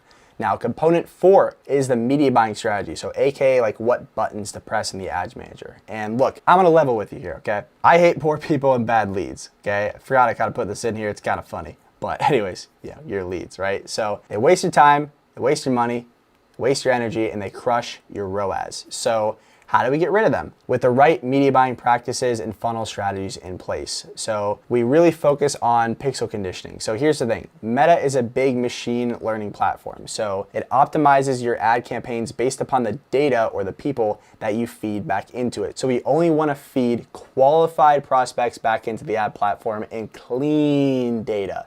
Ideally, data from our CRM that's super clean, like SQL data, purchasers that are qualified, and at the very least, like marked qualified sales calls, or just use the conversion API to feed in people that booked in calls initially. So like if you're just starting out, do that. Filter them through an actual Typeform application and feed in people that booked in a call through the conversion API. And then from there, as you want to dial in more and more quality, sure, you can obviously fix the messaging on the front end, your ads, to speak to more affluent qualified people. That's like the biggest lever. But then also you can make your form more rigid to add some more friction to only get qualified people through and filter people out better through the form. And then also a step further from that is, if your actual salespeople speak to somebody on the phone and mark them as qualified, that can fire through the conversion API back into the ad platform, and you can optimize around that only. So there's different tiers of how to slide quality and increase quality. But again, we only essentially just want to report qualified prospects back to the ad platform and clean data. So we do this by, again, adding honeypot questions to our applications, or our lead forms to segment out bad leads. And we don't want bad leads and poor people to ever hit our pixel. We also want to use specific messaging and again, call outs in our actual ads that target the people we want to target. We want to use solutions, again, like the conversion API to only report back qualified data and clean data from our CRM into the ad account. We want to use the right targeting best practices, which again is pretty much just the creative nowadays. So your funnel and ad system should prevent bad leads from ever hitting your standard event code and your pixel and reporting back to the ad platform as a conversion. In terms of media buying and campaign structure, here's what we typically do. So right now, we're running with ABO lately. We'll do 1 to 3 ad sets. So we'll go broad, intra-stack. This is a cold intra-stack, and lookalike. So we only do lookalike if we have like suffice data. Then we'll do about 10 to 30 ads in each ad set. These are gonna be the same ads in each ad set. So essentially, of course, we're testing the individual creatives themselves, but we're also testing the actual ad sets or the audiences within the ad sets. And we'll have 3 to 5 headlines. We'll have 3 to 5 pieces of body copy. So we'll do like 1 long, 1 medium, 1 short, and then mix like 2 other medium ones in there if we're doing 5. And again, same headlines, same body copy, same ads in each ad set. We toggle off dynamic creative. So this is something that changed from my last video that I put out on my channel. We toggle off dynamic creative. There's a lot of weird garbage going on there, and we turn off all the enhancements that Meta tries to force down your throat on all the videos and statics that you put on the account. So we turn all that garbage off. And then simply if we find a winner, we just scale it, right? So like maybe this ad set here with these ads is just winning, so we just scale it up. Once it fatigues, we just refresh the creatives. And by refreshing the creatives, you just duplicate out the ad set and you essentially just pull out the ones that fatigued, so all the ads, put new ones in, publish it, and let it go. Sometimes we'll relaunch the campaign if we need to basically just reset the overall machine learning model that is the campaign. Sometimes, again, we'll do that if we just keep launching a new ad set within the same ABO. We're just like not getting good results from it. Sometimes we'll just relaunch the whole campaign with fresh creatives, but most of the time, we're just living in the same ABO right now, and we're just launching a new ad set with new creatives every time we basically hit a fatigue point on the initial ads that we were running. So again, if essentially you launch ads, right, and they work, you just scale them, then they're gonna fatigue. Once they start to fatigue, you just duplicate out that ad set, do a creative refresh, so you pull out the ones that fatigued, put new ads in there, let it go. And then, if essentially you launch ads and they just don't work right out of the gate, then we either launch new ads or we run some sort of bottleneck analysis. And there's a whole video training on my YouTube about how to run a bottleneck analysis. But basically, you'll just look at what the bottleneck is in your funnel. And then you say, oh, okay, it's actually my application rate sucked. So I'm going to go CRO the funnel. And then I'll just keep these ads running. I'm going to CRO the funnel, see if that fixes it. Okay, cool, that fixed it. Okay, awesome. Then I scale again, or oh, that didn't fix it. So maybe it was the ads. Let me then just launch new ads, right? So that's something to consider. And then sometimes we do this too. So after a campaign fatigues, again, the best practice is to duplicate that ad set, or if you're running CBO, just like duplicate the campaign. Basically, we'll duplicate the ad set in like an ABO, pull out the creatives or the ads that fatigued and put new ones in there. That's like best practice. But sometimes what we'll do is we'll pull out the fatigued ads that got the most spend and then run the remaining ones that got like 0 spend or very little reach at all for a few days to maybe test those and see if like Meta just kind of skipped them. But most of the time when Meta doesn't spend on something, we've noticed that it just wasn't a good creative in Meta's eyes, so it's not going to scale in that structure anyways. So again, this doesn't have the best hit rate, but it does pan out sometimes if we don't have like a lot of creatives on reserve, which by the way, we always love to have a massive amount of creatives on reserve. But sometimes clients just don't get us the creatives we need, even though we just beg them for it sometimes, or like a UGC creator is taking a while or something like that, or they just fatigue way faster, and we're in the process of editing stuff right now, creating some new ads, so we just want to run this sometimes as a test. And like I said, sometimes it pans out, sometimes it doesn't, but I would not lean on this. I would not do this every time you hit fatigue. Do not do that. You want to just creative refresh, okay? That's the key part. So, and at the end of the day though, just make better ads like I talked about before and you will scale. So focus on just making better ads, better visuals, better messaging, better themes, okay? Hypercontextual ads. So now mistake number 2. That was all mistake number 1, guys. We still got mistake 2 and 3. So I told you it's gonna be a long one and a bunch of sauce in here. So mistake number 2 of why your ads aren't scaling, or mistake number 2 you could make if you're just starting to launch ads, so avoid this at all costs, is you don't warm up prospects properly before sales calls. And again, check out the show rates video. There's a ton of stuff on that that really goes in even more detail than this. So what's the secret sauce to making ads work, right? Well, first off, again, it is the creative and the offer, okay? But good question here. So we had a client who was in the financial coaching space, and I told you this stuff works, that we run all of our processes on a wide variety of niches, right? So we worked on a lot of niches, 50 plus niches at this point. And as you can expect, to get a stranger to fork over $5,000 or $15,000 from a Facebook ad for a program to learn how to day trade is a tough job, okay? There's a lot of trust building, educating, and relationship building that has to go into that before someone transacts, especially in that space. There's a lot of scammers. So their leads before we installed this system would hardly show up to sales calls, all right? And if they did, they would show up confused, cold, guarded, slinging out objections, and just price shopping, leading to an abysmal, at that time, 33% show rate and a 3.7% close rate. It was terrible. So they did not have a marketing or sales problem, they had a trust problem. And everyone's talking about this whole trust recession thing. And look, yes, I think there is an element of trust recession. I also think a lot of the buyers in today's market are very sophisticated. They've seen a lot of offers, so you kind of have to stand out and put more effort into your pre-call sales nurture process and just like your overall sales process in general. Keep that in mind. But what did we do? We essentially installed our KLT trust building system into their campaigns, and their results shot through the roof. So much that we got a cool award for it. The screenshot is literally right here, 1.2 million bucks. The award's right behind me too, and I'll show you why that is in a second. So now remember, prospects only buy from people they know, like, and trust. So knowing that, we need a system that actually builds trust at scale automatically with cold leads from ads. And we do that by naturally forcing them to consume a high volume of strategic content before the sales call or the purchase point. And this also goes for if you're running a webinar funnel or a challenge funnel. You can implement all of these things before the webinar and before the challenge to warm people up and drive show rates to those as well. So this is not just for call funnels, but we essentially want to serve prospects content in multiple different formats rapidly before sales calls or webinars or challenges to educate them, inform them, and pre-frame them. And we do that in two different ways: email and SMS flows that are actually value dense in organic content remarketing campaigns. So first is we send a high volume of value dense emails and texts to our prospects in the days and hours leading up to the call, not just bland case studies and flexing, by the way. And we serve them high volumes of organic content naturally in feed.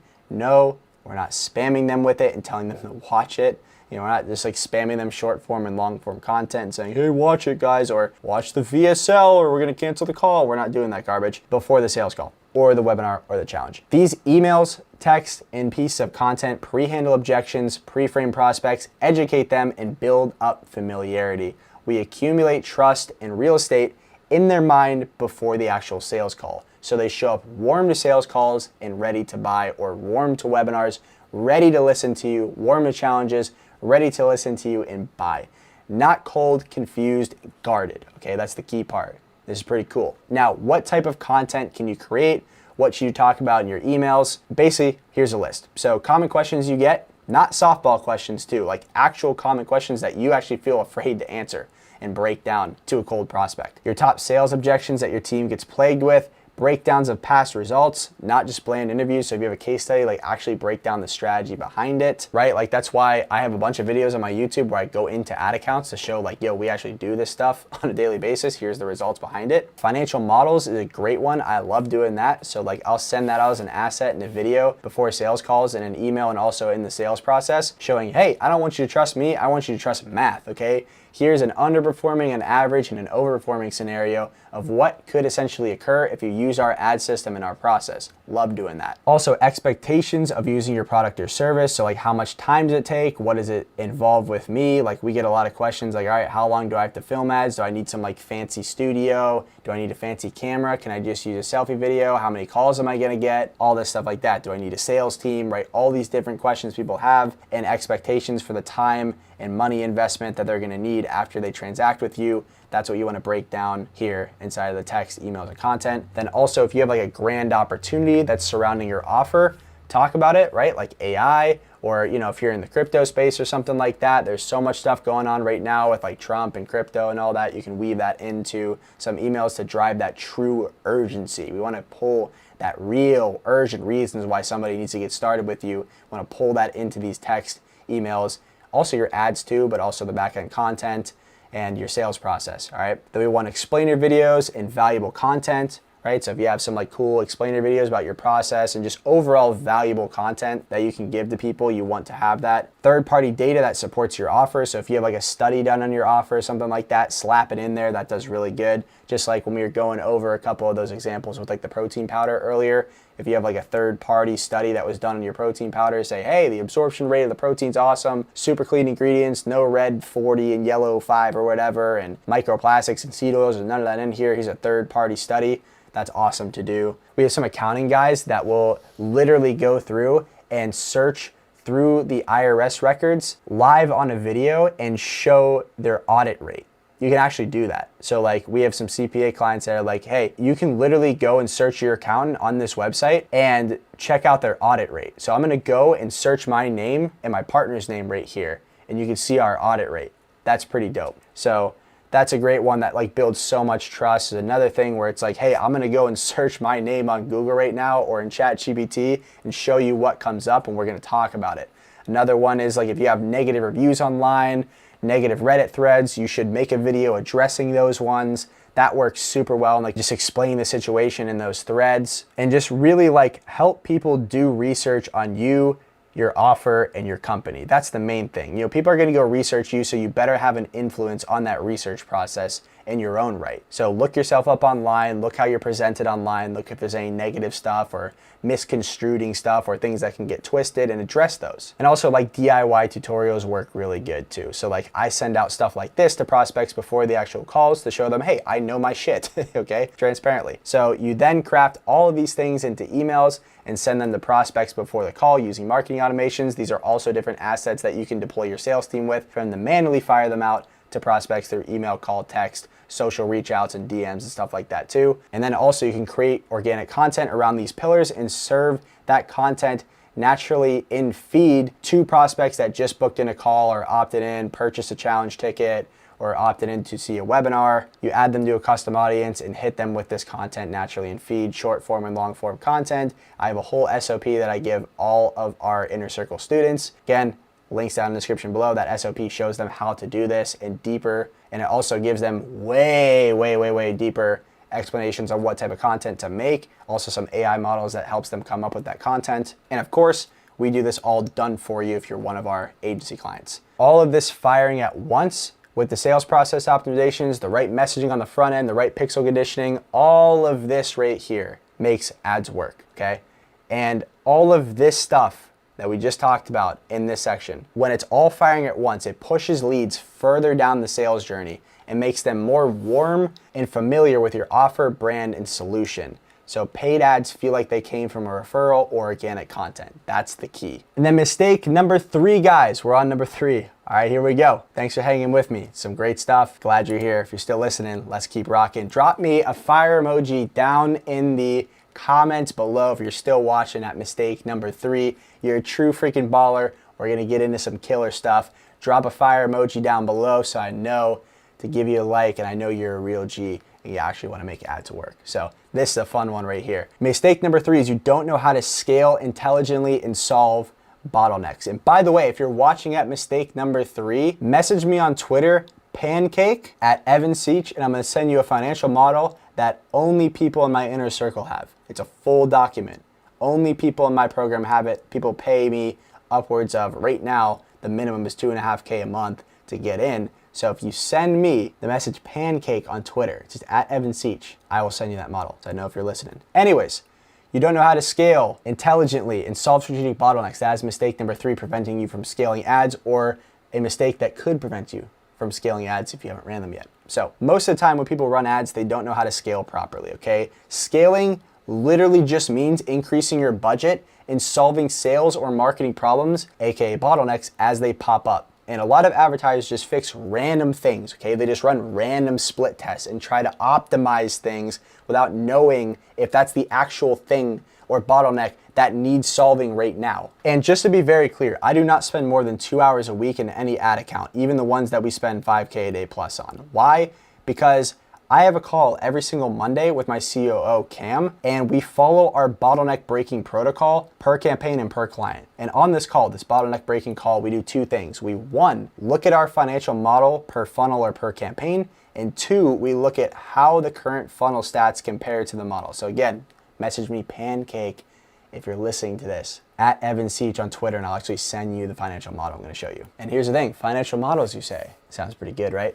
They are good, if you know how to use them. Before you launch any campaign, you have to model out an underperforming, an average, and an overperforming scenario for performance. So again, we do that with a financial model that looks like this. So you need to have clear expectations before you actually go in and launch an account. We do this on every single funnel before we launch it. So we fill out 3 simulations to definitively see how much we can make with the ad system we have and fill out the actual section per funnel. So basically what we do beforehand, right, we make this underperforming, average, and overperforming scenarios. So you basically know like what the lower range of the results should be versus the upper range of the results, and the average range of the results should be with this funnel type and our current ad spend and the offer price and everything like that. And then what we do when we're running the ads is we just fill this out on a weekly basis as actual and match it up with a certain stage. And basically with all these stats filled out, we can spot our bottleneck. So, you know, if like all the front half here, if we fill this out and all this stuff is in like the overperforming category, but like maybe the application rate is super low and it's in like the underperforming, but everything else down here is like solid, then all right, we know it's the application rate. So this like allows us to visually see these different metrics and KPIs as we scale. So we know what bottlenecks to solve. Real quick, listen to me very carefully about what we do next. After, you know, we fill out the model, we know what to expect on the low end, average end, and overperforming end, and we start filling out some stats every single week in that actual column. This is what we do next. Because if you do not do this, and do not listen to me here, you're gonna fill your week doing random monkey tasks that do not drive any revenue, hurt your ads, and cause mental stress, a ton of mental stress, trust me. We then compare the current stats, like I was talking to the financial model, okay? And find what metric is easiest to 2x to 4x plus this week. We then make a plan for the week to only solve that bottleneck. So what is the easiest thing to 2x to 4x at this given point? That's the bottleneck. That's the choke point in your funnel, preventing you from scaling. You know, if your show rate sucks, we make a plan to fix that. If the application rate sucks, make a plan to fix that. And also make sure to take ROAS into account. If your ads are making money and your ROAS is at a 3x plus or whatever, don't make drastic changes, just minor optimizations to unlock some more incremental scale. That's it. Don't make some massive changes, because guess what? If it's printing, just chuck money into that thing. Don't mess with the system when it's working. Scale it. If the ads though are not making money, we find the bottleneck and we solve that bottleneck viciously. So basically, if the application rate's the issue, we look at all the things that could impact our application rate, like for example, the page responsiveness, the headline, the congruency with the ads, the type of ads we're running, you know, the messaging in the ads and how people show up framed the page. Maybe the UI isn't good on the page. Maybe there's some sort of question that's causing a lot of people to drop off on the type form in the application. So maybe we can like rework that question, right? You just drill into what makes up that main metric that's jacked up in your funnel, and then make a plan and say, oh, okay, yeah, we have a lot of drop off on question number 2 in the type form. Let's try and change that up and run that as a test and see if that fixes the application rate. You could launch more aggressive and drastic tests in this situation though when your ads are not making money. So data though equals clarity. Okay, so I want to track data. And we did a simple analysis, for example, on our client George's funnel, and we saw his cost per opt-in. So he had an opt-in before his VSL page. We saw his cost per opt-in was $110. That's what we kind of wanted the cost per call to be. And this was inflating his cost per call massively. So all we did was we removed the opt-in before his VSL page, and his cost per call dropped by 67%. That case study is on this page as well. Thumbnail looks like that. Video is going to be popping up here for you. But high opt-in cost was his bottleneck. So we launched a test to solve it. It worked, and we kept it. So we got rid of the opt-in page, and we just kept it as is because we identified that the opt-in page and the opt-in rate and the cost per opt-in was a bottleneck in getting people to actually schedule calls. So we launched a test, and just removing the actual opt-in page, it worked, so we kept it like that. And so that is the full training. Now this was well over an hour, so I appreciate y'all that stayed with me here. If you want to work with us in much more detail, we have a couple different offers. We have our Inner Circle offer, and if you thought this was sauce, just wait till you see what's inside of the training modules and inside of all the weekly coaching calls that we do. We do 3 per week. You also get 2 one-on-one calls with me in a private Slack channel every single month. So definitely check that out. Links down in the description below if you want me to personally mentor you and consult you and advise you on your ad account, scaling your company, info product, agency, real estate fund, whatever you run, I can help you on out. And also, if you just want us to run your ads for you, make the funnels, and really scale up your ads without you lifting a finger, the link's down in the description below on our agency services offer. And if you have any questions whatsoever, comment it down below. Hit me up on Twitter or Instagram at EvanSeach, and I'll see you on the next video. Meta Andromeda, and what it's going to do to your ad account and all this stuff. Listen into this video because it's not as scary as you think. I'm going to give you actually the tactical stuff to go ahead and do later on today to make sure that you succeed with Andromeda. Now, first off, I know you're on Twitter and YouTube and everyone's like doing all this clickbaity stuff like Meta's broken, you're going to go poor, and Zuckerberg's extracting cash from your bank account and all this stuff, and oh my Lord, what's going to happen? Look, pause. If you actually use the algorithm to your advantage, you actually can get insane results. We're seeing that on accounts that actually leverage Meta Andromeda's best practices, they're getting insane results, way better than they did before. Now, of course, on the flip side, the accounts that are not adapting, and a lot of the consulting students that come into our Inner Circle program, when we look into their account and we see that they're not adapting, yeah, they're the ones that are getting completely screwed. So they're dealing with instability, high CPMs, high ad costs, quick fatigue, all this stuff. So again, in today's video, we're gonna make sure that you have everything that you need to go out and succeed in the Meta Andromeda, period. So first off, what is Meta Andromeda? Now, Andromeda is an update that Meta put out around July, August of this year, so 2025, and essentially it's been rolled out to the majority of our accounts, pretty much all of them at this point. And all as it is it's just an update to the retrieval engine in Meta's algorithm, okay? And we're gonna get into what that means in a sec. And right here, I'm just screen sharing an SOP that I give to all of my Inner Circle students, and of course, we do all of this stuff on a completely done for you basis. Like when Andromeda came out and was just completely getting rolled out on all of our accounts, we're seeing a lot of weird stuff going on in July and August. We rehashed the entire strategy for every single one of our done for you clients. So if you want us to run your ads completely done for you, there's a link down in the description below. If you want this SOP, tons of training and a bunch more stuff on Andromeda and just ads, funnels, and how to scale in general, there's a link down below where you can join our Inner Circle program. But anyways, going through here, let's just talk about what Andromeda actually is. And yes, in this guide, I talk about understanding the actual Meta algorithm because that is very key, but this is just really a step in the actual algorithm. So what is the Andromeda update? Now, again, Meta Andromeda update rolled out around July and August of 2025 in most of our accounts. And by now, the time I'm recording this as well, October 25 has pretty much rolled out on all accounts. And if you're watching this video beyond October, you best bet that thing is on your account, so you need to listen up here. So Andromeda really has changed the meta ad landscape entirely, and it's not something you can really ignore. But again, it's here to help you if you allow it to help you. It's not scary, all right? You need to change how you approach running ads, scripting, and ideation. That's really the main thing. Now, Meta put out 2 articles here on the update. One's from the developer newsroom, the other one's from just the Meta newsroom. And if you want, I'm gonna put both of these links in the description below so you can go and read those. But essentially, I just broke down a lot of the key points in these articles in this video, so keep staying tuned. Now, this update is a change in the ad retrieval process within Meta. So basically, it will require us advertisers to put more effort into the creative side of making our ads. That is the key part, all right? So we're gonna talk about what that actually means. But the key part to know is if you put more effort into your creative development and diversity in your accounts, you're going to win. Now, essentially, since AI has really just become to be this insane thing, right? A lot of us advertisers can now make a ton of variations of things fast, a lot of different hook and body methods with scripting as well, most people were doing. Advertisers have thrown lately just a lot more creatives into the platform, and Meta now essentially just has to deal with that increased volume. So they created Andromeda. Now, anything you see in quotes, that's just directly from Meta, so keep that in mind. But Andromeda is designed to maximize ads performance by utilizing the exponential growth in volume of eligible ads to the retrieval stage, okay? This is another direct quote from Meta. The increase in creative volume and diversity also means our system must process more information when determining who to show an ad to. This is where Meta Andromeda comes in, working behind the scenes to power more complex AI models that can better personalize which ads we show to somebody. Meta Andromeda has already led to an 8% improvement in ads quality. And now the key part here is that can better personalize which ads we show someone. So Meta is all about personalized content. Same with ads, right? They want to match up your ad with the right person at the right time.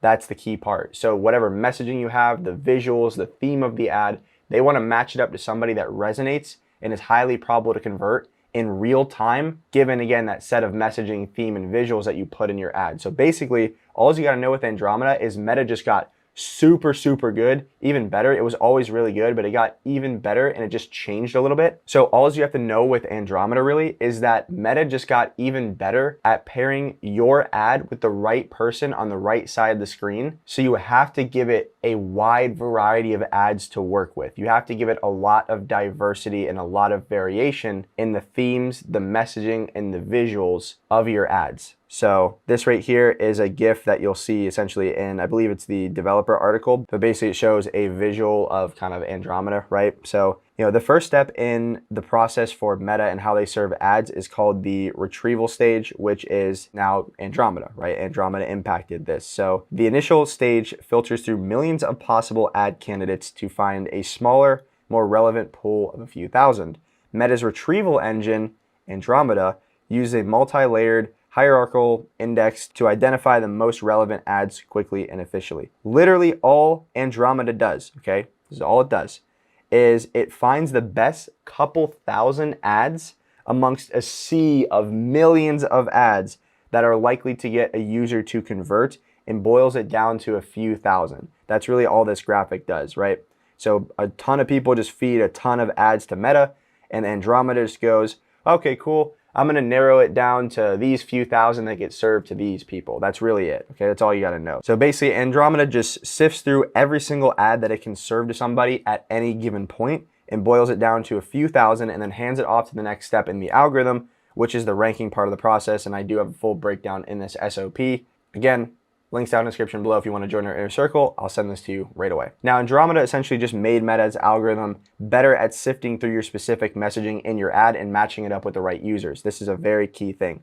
That means even small and more niched hooks, messaging, and ad ideas are actually performing pretty well in our accounts right now because Meta can now even better match your specific messaging that you put in your ad to the right user on the other side that is most probable to convert in real time through this updated retrieval process. And all this means is two things. One, you need to be more specific and dialed in with your messaging. And two, you need to put a lot more creatives into the actual ads manager that are diverse, okay? So again, you need to be specific to stand out amongst audience pockets. We're going to talk about how to do that in a second here. If you can make hyper relevant ads, have messaging that is super relevant in real time to the audience you are trying to reach, Meta will reward you. Meta's just saying, dude, we got so good at reading the visuals in your ads, the environments you're in, the messaging you have, the overall theme of your ad and the ad angle. We got so good at just analyzing that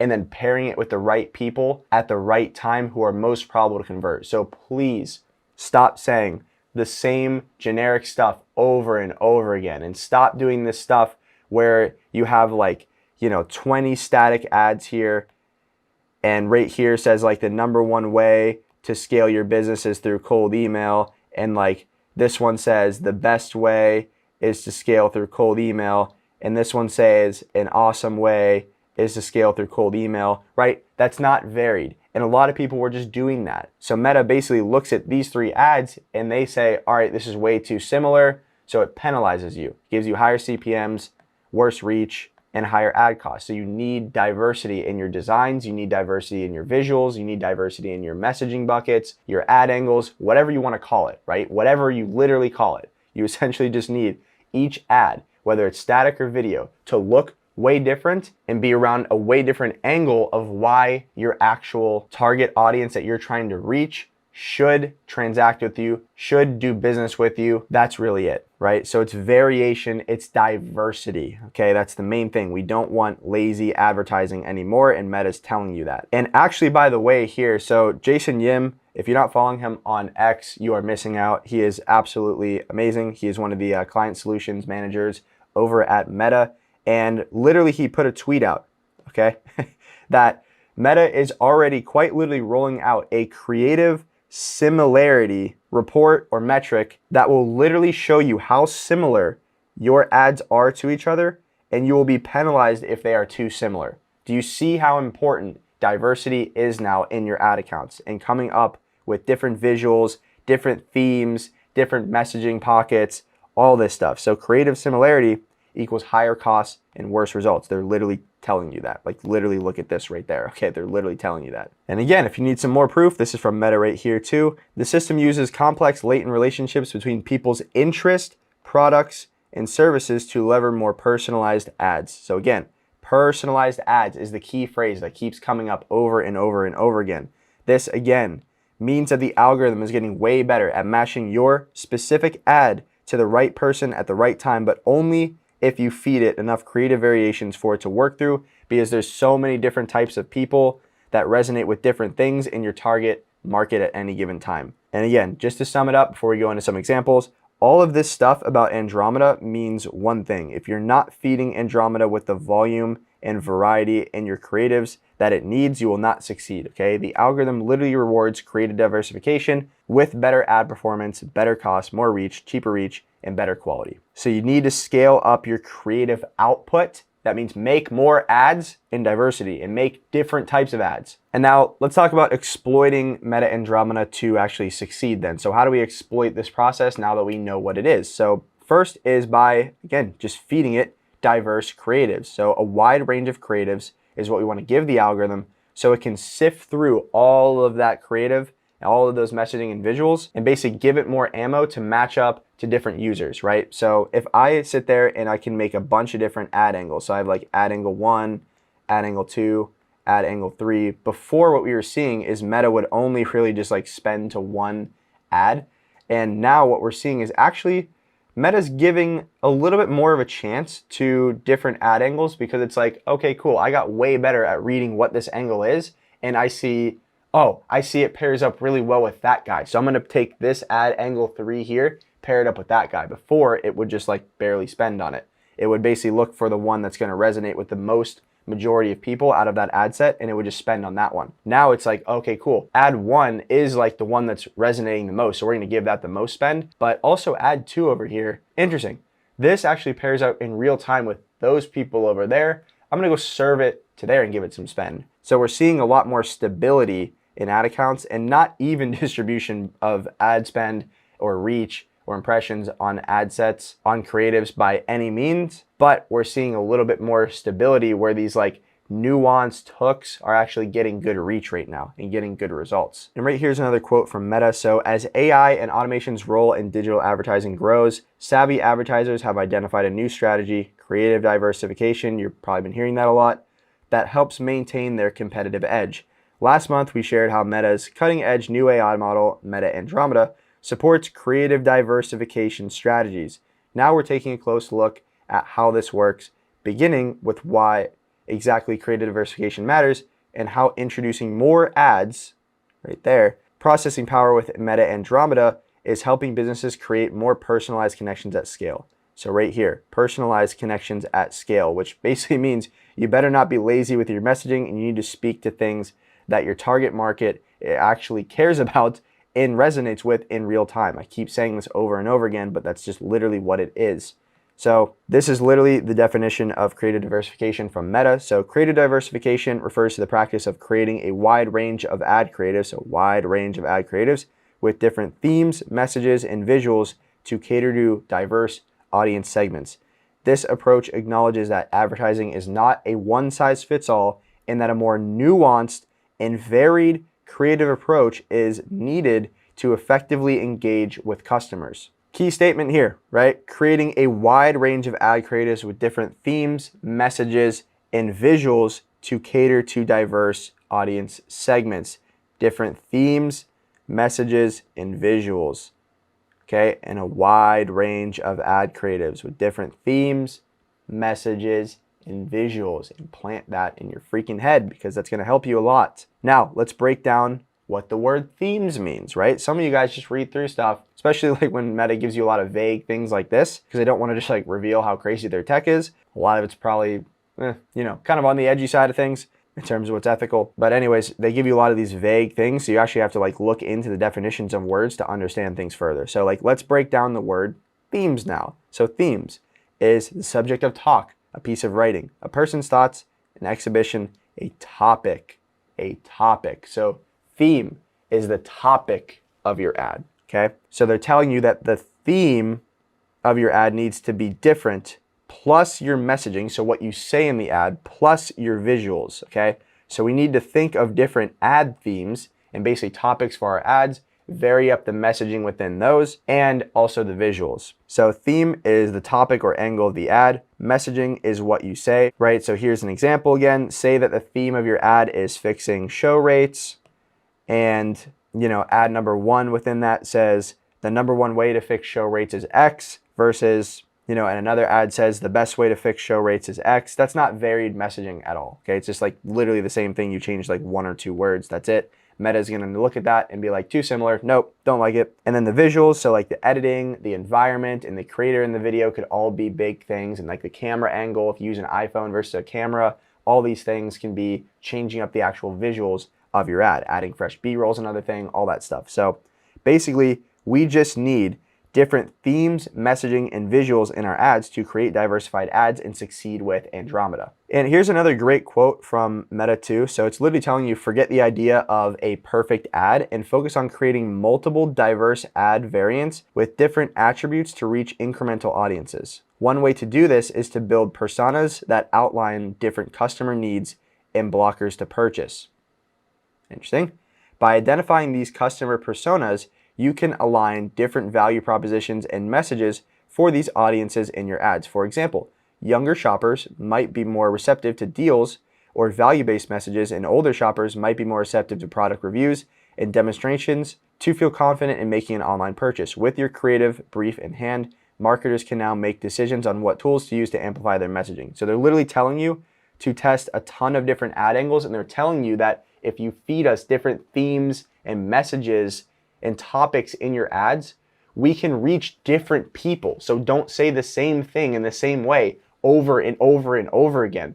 Sit down and really focus on who are the personas, the types of people and the avatars that I'm actually trying to sell to, right? Because you're selling to coaches. There's a ton of different types of coaches, right? There's life coaches. There's coaches that are spending $500 plus a day on ads. There's new coaches. There's coaches that have been in the game for years. There's financial education coaches, there's young coaches, there's older coaches, there's in-person fitness coaches. Like there's so many different things. So first off, decide who you actually want to sell to, and then you're gonna come up with a bunch of different reasons why they should do business with you, and those are gonna be your ads. And we're gonna do an example here in a second. But again, Meta says down here, the biggest constraint you can put on your Meta strategy is the constraints you place on your creative process, so being lazy, right? By combining the value of creative diversification with Meta Andromeda's advanced AI capabilities, our aim is to help businesses feel confident taking creative liberty. That means just doing a bunch of creatives and testing things. The resulting wider range of diverse creatives can help advertisers increase the chances of their ads resonating with a broader audience. So basically, if you toss a ton of different ads with all a bunch of different topics and reasons why somebody should buy your product or service, Meta is like, hey, we can reach a lot more people now because we can match all those specific reasons up to a bunch of different people in your target market. So give us those reasons.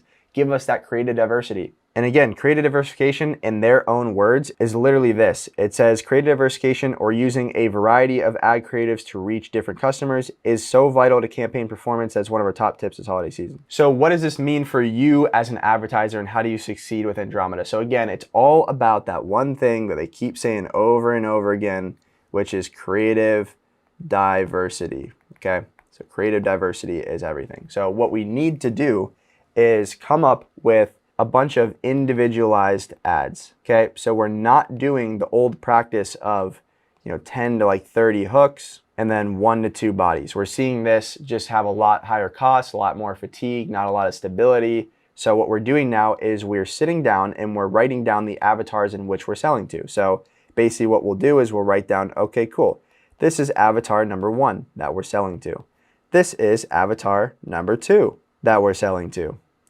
This is avatar number 3 that we're selling to. Okay.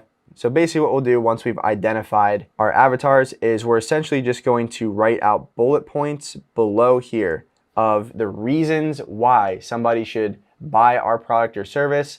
We're going to articulate different pain points these avatars have, talk about different desires that they have, talk about different outcomes that they want, talk about different maybe case studies or proof-led ad angles we can take that apply and would resonate with this avatar. So for example, just to make things, very easy here, let's say that we sell a organic protein powder. Let's say that our avatar one that we're trying to sell to is athletes, hardcore athletes. Then another one, let's say that we're selling to, busy moms trying to lose weight. Then let's say we're selling to those like health nuts, okay, those health freaks, we'll call them, people that are like super schizo about like everything that's in their food and all that. So like going with the grand narrative of clean ingredients and whole organic stuff, right? So what are all the reasons why someone would maybe buy our organic protein powder who is an athlete, okay? Well, first, maybe it is just high in protein. Maybe it has like no clumping, because I hate that, right? You put the protein powder into the milk or something like that, and it's got all this clumping. So maybe it's like, yeah, ours doesn't clump. Maybe these athletes appreciate that it has a high absorption rate. And maybe even you can go a step further in having like a third-party study done. That could be a great ad hook where, hey, we tested our protein powder against 7 other of the industry-leading ones on the market, and ours had the highest absorption rate. Let me prove it to you. And you show like a nice third-party study. That'd be cool, but maybe these athletes really care about that. Next is maybe the convenience of it. So maybe it can be like combined well with water plus milk. So like, if you're on the go, you don't want to just like have a bunch of milk and it kind of like makes you feel really like bloated and everything like that. So, that's another thing. Maybe this has like no bloat, okay? And you just sit there and keep listing out, why would athletes buy my protein powder?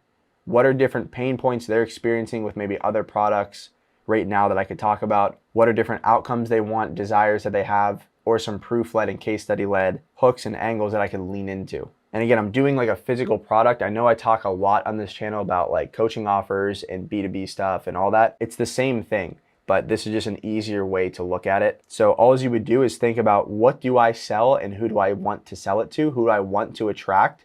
And you write down those avatars, and then you write down, again, all these sub reasons why they should buy your product or service.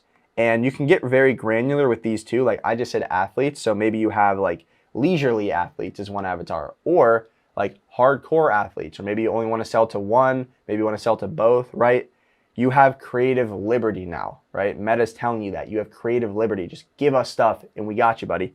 That's really what it is. Then let's say, busy moms who want to lose weight, why would they want to buy it, right? Maybe it's convenient then in their eyes too. They can just kind of grab it and go. Maybe it combines really well in smoothies. Maybe it also supports energy levels for them throughout the day. Maybe their kids love it too. Like actually kids love this thing. It tastes great. Maybe ours is like chocolate or something. It tastes awesome. Maybe just talk about how it helps with like no midday crash. Maybe it can be mixed into some baking recipes. So you can have some ads that like show, hey, you can use this in like different baking things instead of just like a bunch of sugar and stuff. You make these like cool protein brownies. You can do that like TikTok style ad, right? Stuff like that. Maybe it just kills cravings. They're trying to lose weight, right? So it kills cravings. Maybe it just helps them like stay full longer.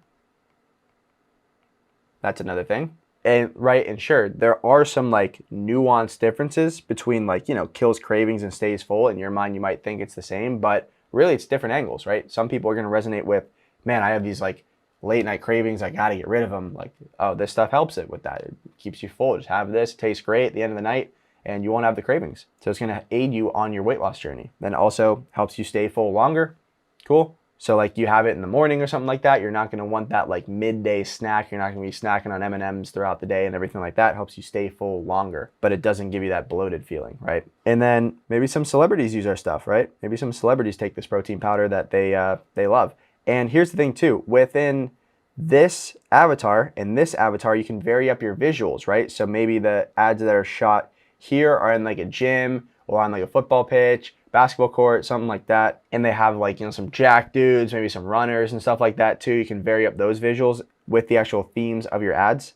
And then maybe here, the ads you film for Avatar 2 are just moms and stuff, like in different settings around the house or you know, shopping, stuff like that. Not being sexist here at all, but again, you get what I mean. Stuff that would resonate with moms. Then maybe like the health freaks we're selling to, right? We're talking about how there's no, you know, microplastics, how there's no like yellow 5 or whatever that stuff is, and like red 40. Talking about how it wasn't made in a lab, so like no lab, it's all natural ingredients. You know, lean into the organic thing of it. Show like the process of how it's made, you know, break down all the ingredients so it's like safe. And then, you know, this one here, you'd want obviously somebody who looks healthy and looks like they're very conscious about their health.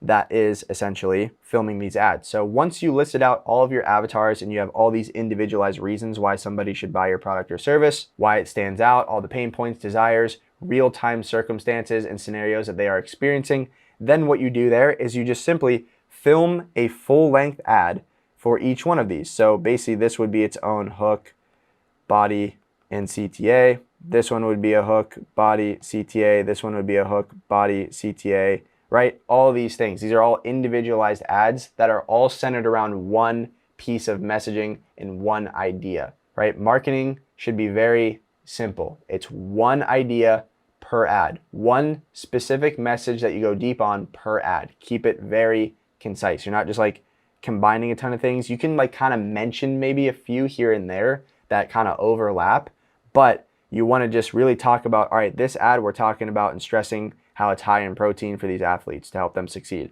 This one's talking about like no clumping, so maybe it can be very visual. This one's talking about the high absorption rate and the benefits of that. This one's here talking about how convenient it is. This one's here is talking about how there's no bloat.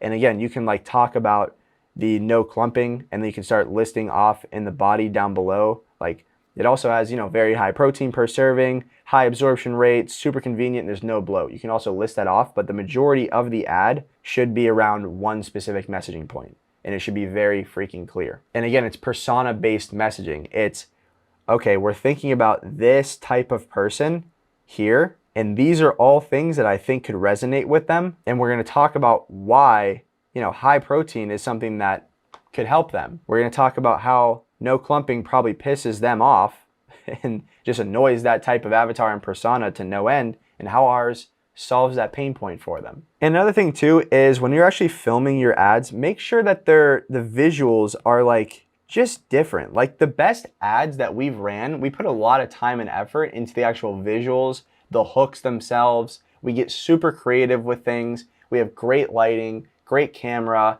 You know, we're making it like fast cuts and stuff like that. We're making it just super engaging. We want people to engage and stop. If you can make better ads and make ads that have great visuals, are super contextual to your target audience, and speak to their real-time needs and wants and pain points and desires, then you're going to succeed on Meta. You're gonna do super well, and really any ad platform for that matter, okay? But the visuals are very key too. And sure, direct camera does work really well if you actually have a good angle and some good editing, good lighting, stuff like that. So I'm not saying you have to go out and like do some crazy stuff over and over again, but you know, weave in a couple like props here and there, you know, into your ads. Like it doesn't take a lot to order a whiteboard to keep behind you, or stand in front of a whiteboard or something like that, or pull in even a freaking coffee mug or something like that on the table.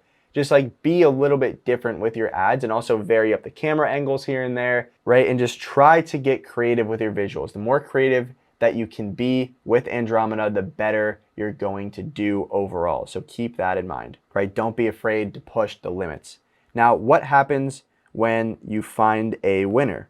Well, let's say that we found that every single time we talk about how our protein powder has all natural ingredients, it just crushes every single time. So what we can do is we can iterate off of that winner. And the thing that we used to do before was essentially we would just try to make a bunch of like slight hook variations of this ad and just slap it onto the same body. That's just not working as good anymore.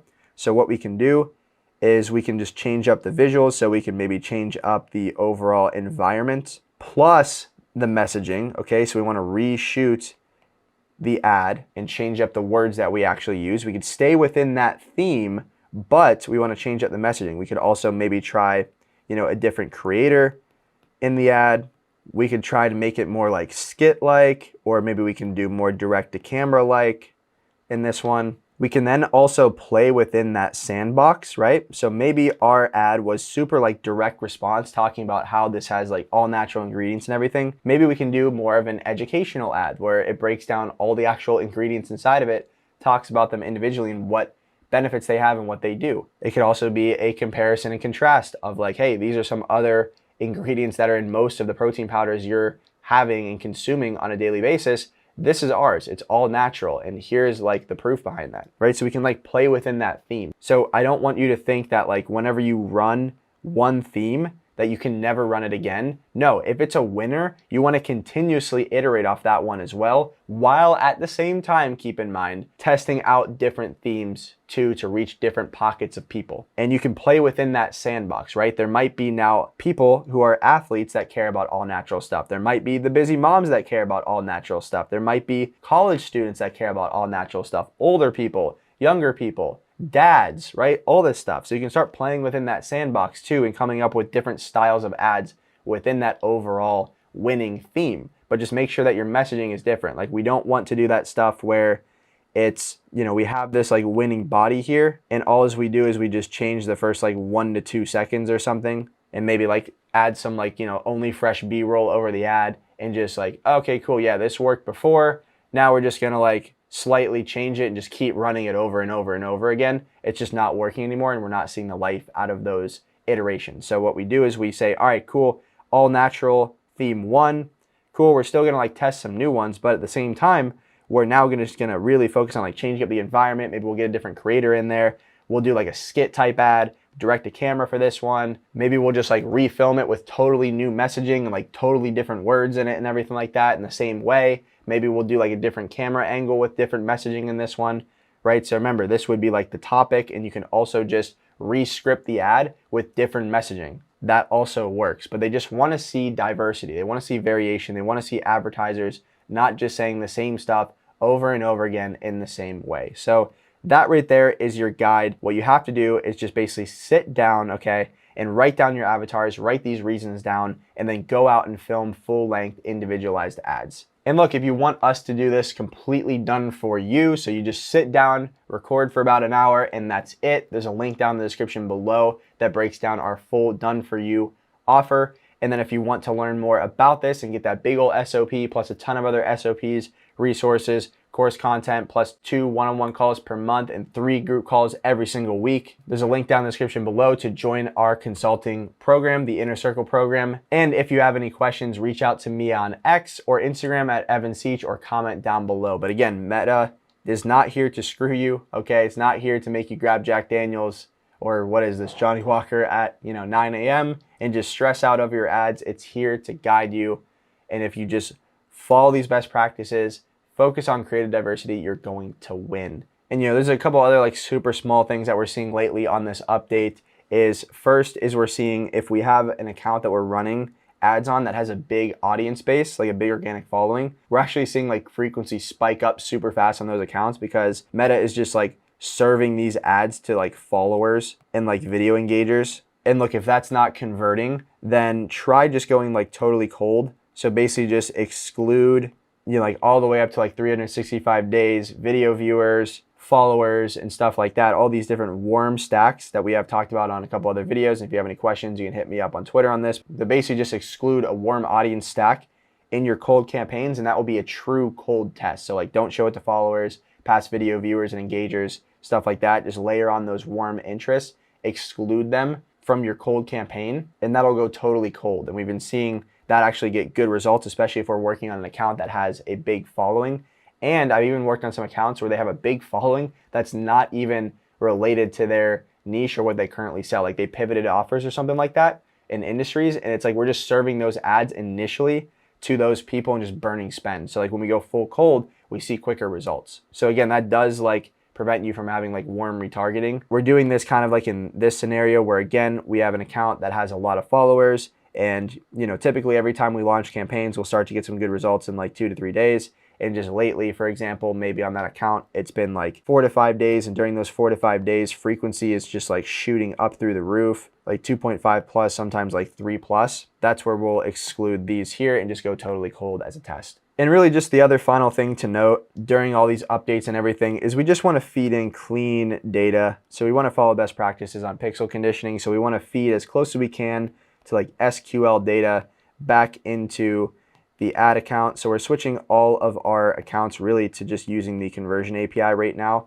So initially we'll feed back like manually marked qualified calls. So obviously like the goal is to get as close to an SQL. So like somebody the sales team actually talked to on the phone said, yep, they're qualified. We want to get as close to that being reported back to the ad platform as possible, but there is a delay here, which I don't really like because you can move audience pockets if Meta's not getting that feedback too fast. So what we do initially is we'll feed back front end like qualified calls, so like MQLs, just in our standard way, right? We'll use like the Typeform application to filter people out in a qualified and like unqualified route, and we'll only report the qualified people back into the ad platform through the conversion API. So we used to just like test out the browser pixel first, and then if we're getting like iffy results from that, we'll switch to the conversion API. Now I'm just like defaulting straight to conversion API. And then if like quality there is still kind of mixed and people are relying on the application, then what you do is you move a step further. You move to step 2 where you have, you know, a setter or someone that gets in contact with the lead quicker, or someone that's just like manually looking through the leads, mark them as qualified with like a tag or something in the CRM. And this again is before the main sales call. So there's a quicker feedback loop into Meta, and then that reports back through Cappy into the actual ad platform. And then third is if you have a lot of volume and a high volume, you can basically have, all right, cool, I talked to this person, they are an SQL, offer made, we'll feed that again back through the conversion API into the ad platform. But now more than ever, your messaging matters, and how you actually optimize the campaigns and what data you feed into it matters so much. And again, we're also still to this day optimizing around bottom of funnel events that are high quality. So like if we have a funnel, for example, that is just a normal VSL call funnel, and we have like an opt-in page, which I hate opt-in pages, but say we have opt-in here and it goes to a VSL page with an app plus calendar integration, and then this is like the confirm page. Say we have schedule here, the standard event code, and say we have lead here, right? Some of you guys are like optimizing around lead, and like you're just telling Meta, go find more people like this that literally just opt in and that's it. I like to optimize for the furthest bottom funnel event that I have volume for, which is, you know, in this case, schedule. So really, I mean, you do want to aim for like a higher volume of these, but you know, if you can get anywhere from like 25 to 30 right now, I'm seeing that can get some good steam on a new campaign. So if you model it out and you're like, man, it's costing me, you know, $150 per call, and you're telling me I need, you know, 20 to 25 to 30, you know, calls a week to like fully optimize, like, yeah, you got to push some spend out. But here's the thing. I have ran campaigns where it only gets a few conversions every single week, like even like 5, 10, 15, because we only report back like very qualified people, and it still works really, really well. I'm just telling you, if you can get it up to this point, and ideally like 50 plus, but if you can get it up to like the 25 to 30 mark, you can just scale a lot quicker because Meta's like, all right, cool, I'm getting dialed in. And those are the campaigns that we see really last for a long time. So like if you're at lower spend levels, let things just breathe and spend and learn, and don't just continuously like launch new stuff after like $1,000 in spend. Just let it accumulate to the point where Meta starts to get like, all right, cool, I got like 3 in these first few days. Then I got 5. Then it's like, oh, I know who to find now. Okay, cool. I got 7 the next few days. Oh shit, now I got 15. I got 20. Like it starts to kind of accumulate, and you start to close deals, by the way, too. So you can actually funnel more money into ad spend to accumulate these book calls faster. So just keep that in mind. But again, optimize for actually what you freaking want, which is a high quality standard event. If you're doing like, you know, obviously like a lead magnet funnel or an opt-in funnel or something like that, or a webinar funnel, like, yeah, you'll want to optimize around lead, complete registration, something like that. But if you're running like a call funnel or something, or like a purchase campaign where you're doing like a challenge funnel, like don't do that crap where it's like I optimize for like a button click. Just optimize for purchase, okay? And again, just know that over time, as you let things spend, you're going to get more and more conversions, and you'll be able to hit that nice goal of 50 plus per week on the conversion side. And that's where you're really cooking. And again, it takes time to get that spend level up to there, but you will get to that point. And if you're below that, do not worry. It's okay.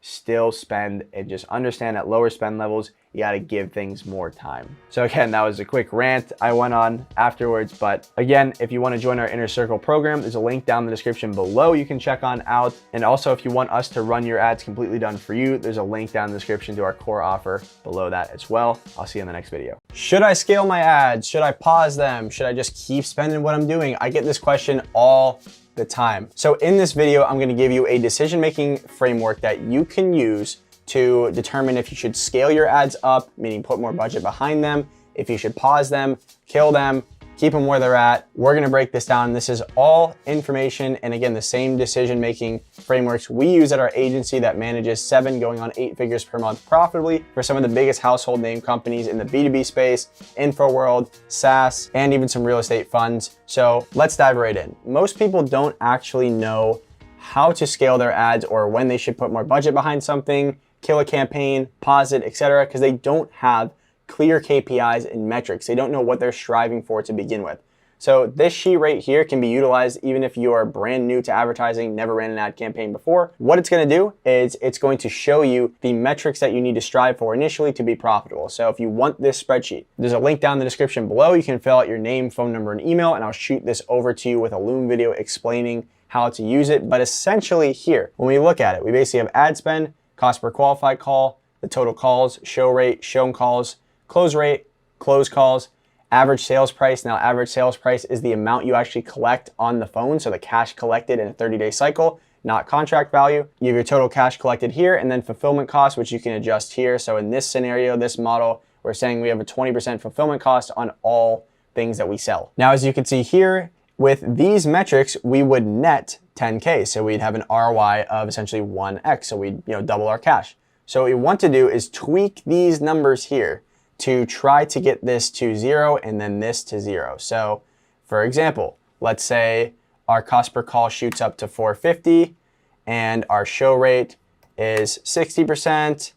Our close rate goes down to 12%. Our average sales price, let's say 7,000. Now we're starting to get a little negative. So let's kind of tweak it a little bit, 14%, right? I'm just trying to find something to basically where you're about, break even, right? We're 450 over, that's fine. Essentially what you want to do is zero this out up here with certain metrics. Now, if you're just starting ads for the first time, fill these out knowing that, right? So if you've never closed cold traffic before, this might be at 10%. If your offer is $10,000, you legitimately might be at, like $5,000 if you're using like payment plans and stuff like that. You might be cash collected, average sales price in a 30-day window, $5,000. And as you can see, that drastically changes the net. So you'd be negative on your advertising efforts in this scenario. So then it says, all right, cool. Well, we need to make sure that we have, what if we have a $350 cost per qualified call? Nope, still negative. What if we have a $300, $325? Nope, $300. Nope.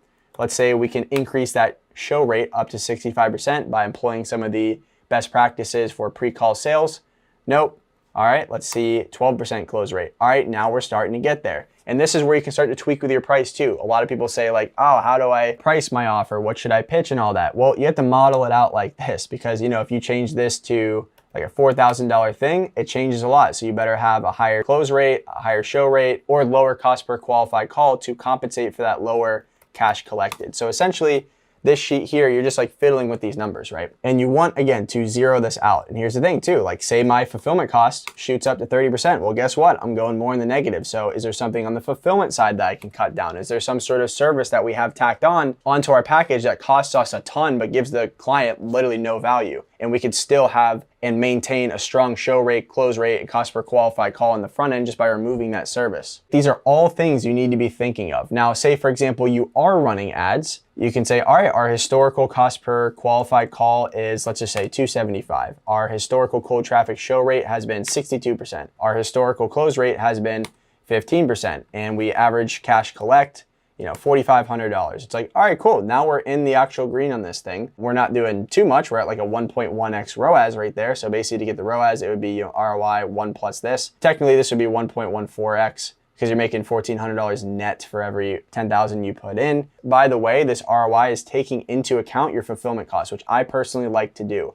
I like to scale knowing what is my net ROAS. So basically, what am I actually returning on ad spend after all of my advertising costs, after my fulfillment costs, all that stuff, so I can make good scaling decisions. Now, again, if you're already running ads, fill this out here and then start tweaking with it, right? So if you're like, I really want to get, down to like a $225 cost per call, that's been our bottleneck. I've identified that that is our bottleneck. So if I can get it down to 225, which is realistic, what's that going to look for me? It's like, oh, okay, cool. This shoots up to here. We're at around a 1.4x ROAS. Awesome. What if I can tweak our sales process and get us up to 70%? Awesome. What if I can actually cash collect some more money because we're selling a $10,000 thing and only collecting $4,500 on average? What if I can get that to $6,500? Awesome. Now right there, our net ROAS is, in this case, 2.3, because again, add 1 to this, 2.3.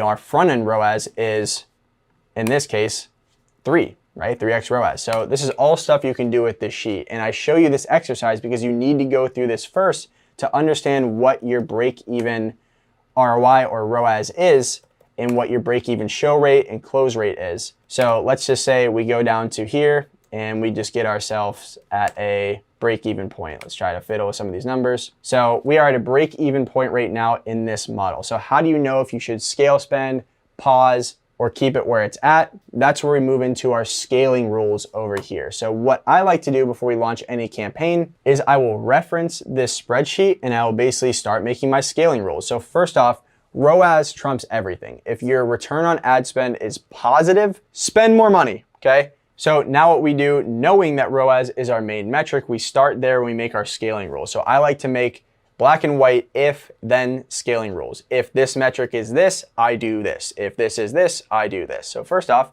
if my ROAS is below 1.5x, then I run a bottleneck analysis and find the bottleneck, solve for that, and keep spend where it is at.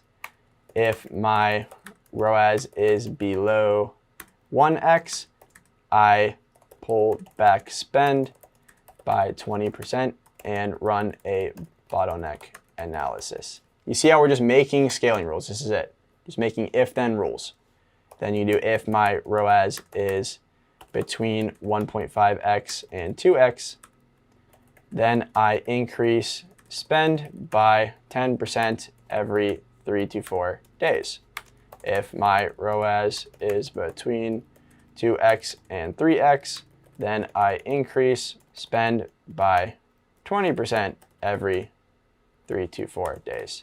If my ROAS is above 3x, then I increase my spend by 30% every 3 to 4 days. And you can have whatever scaling rules you want. I'm just showing you an example here of kind of stuff that we do in our scaling rules, but essentially this is what you want to do. So you start with ROAS, right? You start with your ROAS. And you can also do your ROI calculation here. So if my ROI calculation based on this sheet is X, which again, this ROI calculation factors in fulfillment costs, then I do Y. Very simple. Now, knowing right here your cost per qualified call that you need, your show rate that you need, your close rate that you need, and your average sales price that you need to break even on advertising efforts, we then move down to the next metric. So basically we would go to cost per qualified call. So we would say if my cost per qualified call is above $350, which is my break-even point, that's why we calculated this, then I pull back spend and run a bottleneck analysis on the front end of the funnel. If my cost per qualified call is between $275 and $350, then I scale spend by 10% every 3 to 4 days. If my cost per qualified call is between $225 and $275, then I scale spend by 20% every 3 to 4 days. Now, I usually do these metrics all the way up to like 30%, so we don't really ever scale spend in this time frame unless we're doing like some sort of like aggressive scaling strategy by 30% or more. But again, this is just assuming that you're not in one of those modes. So you'd be basically, if my cost per call is below $225 in this scenario, then I scale spend by 30% every 3 to 4 days. Then guess what? You do show rate, then you do close rate, then you do average sales price, right? So if you're essentially saying if my average sale price is below $6,000, then I'll audit my sales process. I'll look to see if our sales team is slinging more deals and using too many payment plans. I'll roll back some payment plans. I'll check our closing script. I'll maybe check the lead quality, stuff like that. You know, if my show rate is below 65% in this scenario, I'll run an analysis on my sales process. I'll audit our back-end email flows. I'll see how our email deliverability is. I'll audit what our setters are doing and what our sales team's doing. I might need to bring in a lead nurture specialist to actually nurture the leads up. I'll check our pixel conditioning and make sure we're getting good lead quality. So in that case, maybe I'll check our offer rate and our qualify rate to see if we're actually getting qualified people through or not.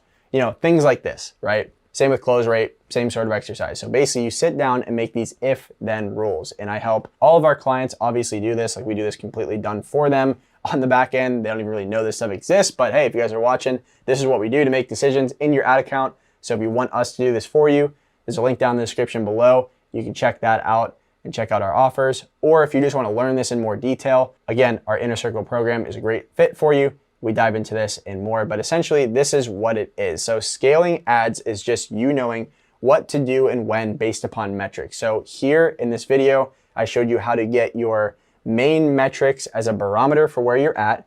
So it's like, hey, this is what the cost per call I need to break even. This should be the show rate. This could be the close rate. This should be the average sales price. And then there you make scaling rules. And if you're looking at this and you're like, I don't know if we can collect, man, 6K per sale. It's a little rough. Then guess what? You might have a higher close rate that you have to account for here, but a lower cash collected, right? Or if you're like, yeah, I mean, 350 cost per qualified call is kind of tough to get. I don't think we can really get that even with a lot of creative testing in our niche and everything like that. Then guess what? This might have to be like $500 and you might need to really focus on getting that show rate up.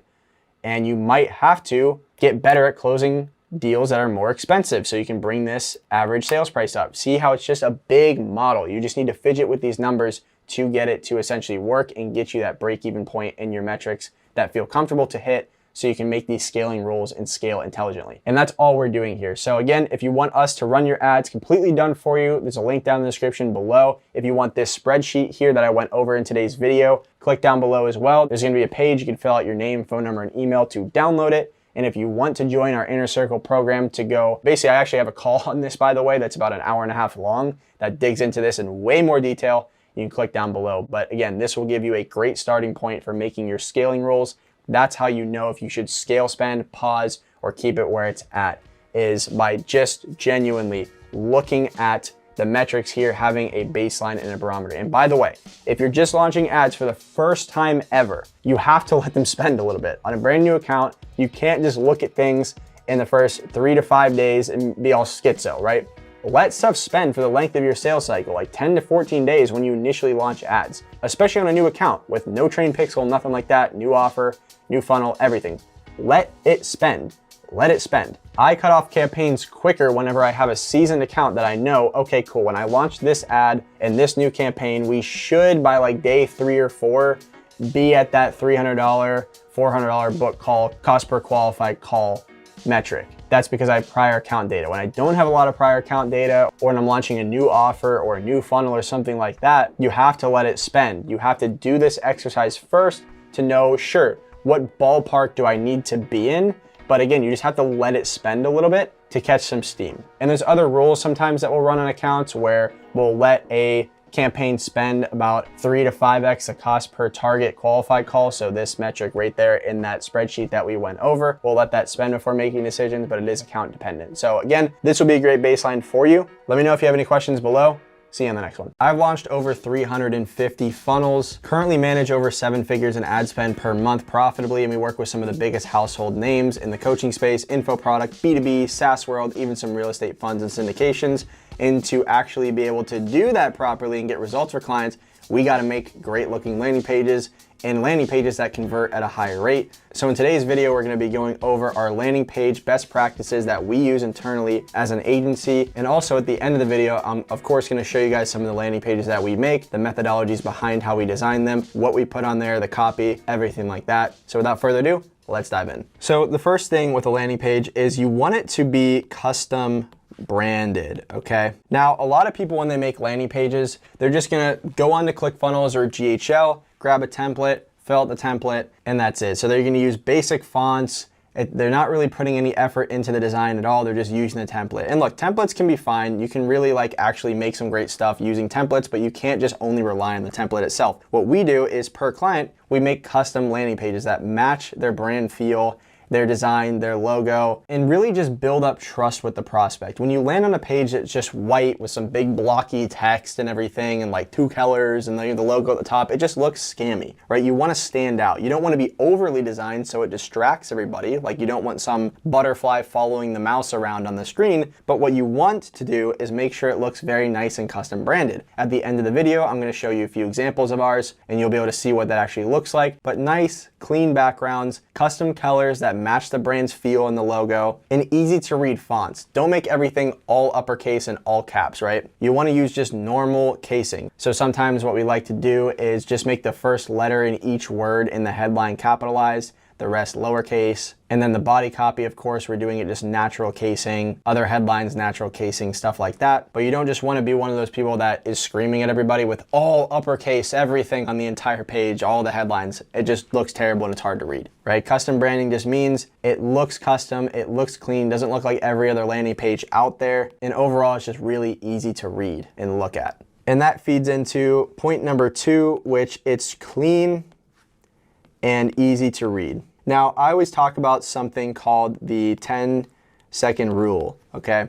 And it's technically more like 5 seconds, but basically if I land on a landing page and I can just easily scroll through it, and these are landing pages with a lot of copies. So sometimes, by the way, it will run landing pages where it's literally just like this: headline, subheadline, VSL, application, some case studies, maybe some FAQ, something very basic. But if you're following another structure that we like to use, which is headline, subheadline, VSL, explanation of the problem, solution, your process, of course, like the application right here, case studies, and FAQs. If you're following that structure, these sections here, like the problem, your solution, the outcome, your case studies, stuff like that, those should be easy to read and easy to identify as you scroll. And what do I mean by that is, again, going back to the 10-second rule. Whenever you scroll through a page, if your page is done, you pop it up on your screen and you can scroll through it in 5 to 10 seconds and immediately grasp what the value benefit is. You clearly hit on some pain points the prospect has. You've clearly articulated your solutions in your process, and you clearly articulated your expertise. You've won. You have a great page. People just skim pages. They don't sit there and they don't scroll very slowly and read every single piece of copy and look at every image and everything like that. They don't do that. They land on the page, they scroll really quick, and they decide in 5 to 10 seconds max, more like 5 seconds, if this is actually for them or not. If it's not for them, they bounce. So you need to design it in that way with that in mind.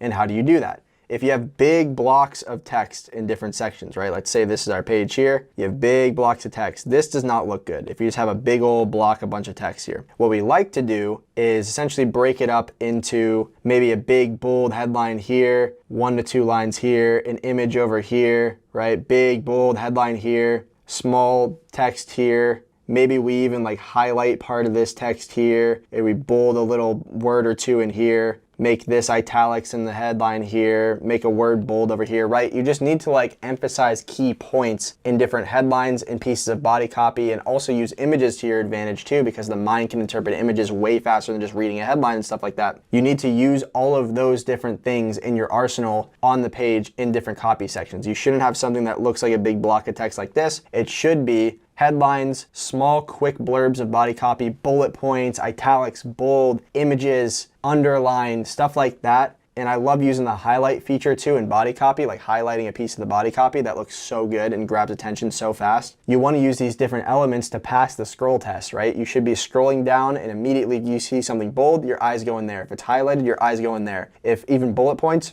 your eyes going right there. If there's an image, your eyes going there, right? You're not gonna sit there and read the headline, then read the body copy, these 5 lines of body copy, all this stuff. You need to use these elements, but don't make it look crowded. Like, don't just slap a bunch of italics everywhere, slap a bunch of bold, bunch of highlights, a ton of images. Don't make it look crowded, just use it where it's needed. And also, cut copy where you don't need it. Every single word should earn its place on your page. So if you can say something in 5 words that otherwise was 15 words, do it. You want to have as minimal amount of words as possible on this page. That means being very concise about your copy and what you put on the page. That's how we make them look clean. Next, number 3, is having it be fast as fuck on mobile. Most traffic, as you know, nowadays are mobile. So we need to make sure that we're optimizing the page on mobile. If you use some builder like HubSpot, for example, unfortunately right now they don't even let you edit mobile independently unless you use some custom code. It's a big mess, so that's why we use stuff like ClickFunnels. 2.0 has been fantastic. Of course you can use 1.0, but you can also use GHL and stuff like that too.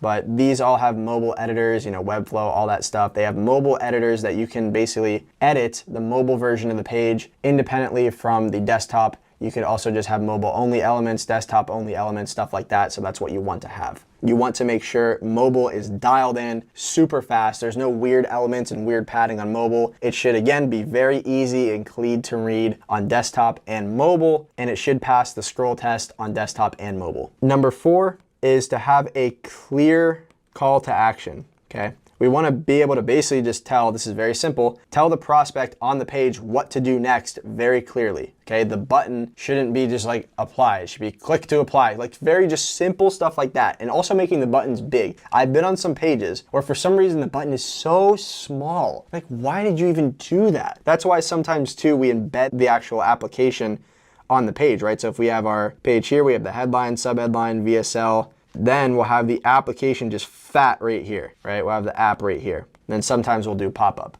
But just have the next step very easy, clear, and visible to the prospect. You shouldn't have them have to go through some crazy maze on the page to find the CTA. Just tell them what to do next very clearly. We like to have the CTA below the VSL if we're doing a VSL. Sometimes we'll put it above it. Depends on how really long the headline is and stuff like that. But again, we try to have short headlines that are very impactful, punchy, and concise anyways. But just have a clear CTA. Don't confuse people on the page. Just make it very direct on what they need to do next and what is going to happen when they click that button. And finally, number 5 is to basically have a clean application step or form fill on your landing page, okay? So a lot of you guys are using the Typeform and Calendly integration. Now here's the thing. If you have your page like this, for example, you have the headline, subheadline, VSL, right? There's 2 options. You can embed it right here, or you can have a button here that has a pop-up. So let's say for the embed here, if you put the embed here, you have to understand that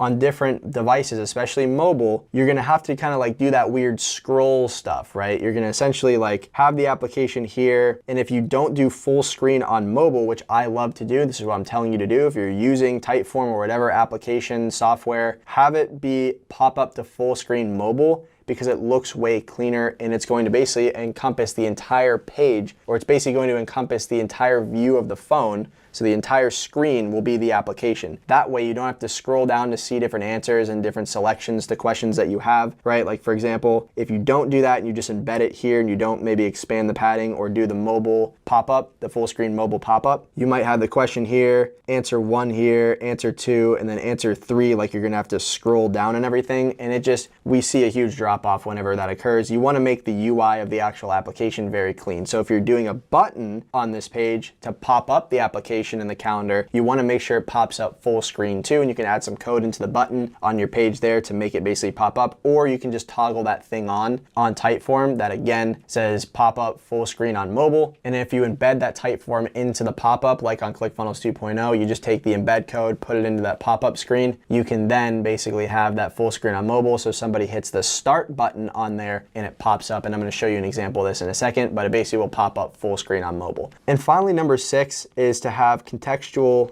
messaging on your landing page. So if your ad says one thing, right? If your ad is talking about one pain point, then your landing page should also be talking about that pain point. If your ad's talking about a desire, your landing page should talk about that desire as well. There shouldn't be a lot of incongruency. On the funnels that we scale horizontally with, we basically have these big messaging buckets and pockets of ad ideas that we hit on that we know scale, and we make contextual landing pages with copy and even like VSL sometimes that match the actual messaging inside of these ads. So there's full congruency. And then from there even, we'll have the email flows and what the actual sales team says and the setting process and all that be congruent with that ad messaging as well. So the full process from click to close is full congruent. All the messaging is fully congruent. So that's something a lot of people miss, and that's what we really like to focus on over at our agency. But let's dive into a few landing page examples real quick on the screen share so you can see exactly what we build and why they convert so well. So Hopping into some client ad accounts right here. This one is absolutely smashing right now. So this is a webinar funnel for one of our clients. They're getting $6.31 per opt-in on one campaign, then $2 on another. But anyways, let me just go in here and show you guys the actual page that we're driving traffic to. So we go into here. All right, so if we look right here, you know, it's a very clean, custom and branded page. This does not look like some just generic ClickFunnels page with a big old white background and everything. It's custom everything, all right? We even have like a glow in the back here, looking very clean. We have some italics because we want to emphasize this point here that he literally taught his grandma how to actually scale on TikTok Shop, which is pretty crazy. But we use video thumbnails too with custom branding and everything. We removed the Wistia logo. We are using vid analytics too on some accounts, by the way, which has been doing pretty well. But everything is nice and clean, right? We scroll down, here's what you learned. It's very nice, easy laid out. Meet your instructor, very quick, right? We go down here, easy case studies. Then this section also gets consumed a lot when we heat map it. Very simple. You know, why should you attend? When is it? What is the masterclass? And then also FAQs, very easy. Quick drop downs, very fast, right? This is a very clean and responsive page. If we go over here into mobile, everything above the fold is right here and looking clean, right?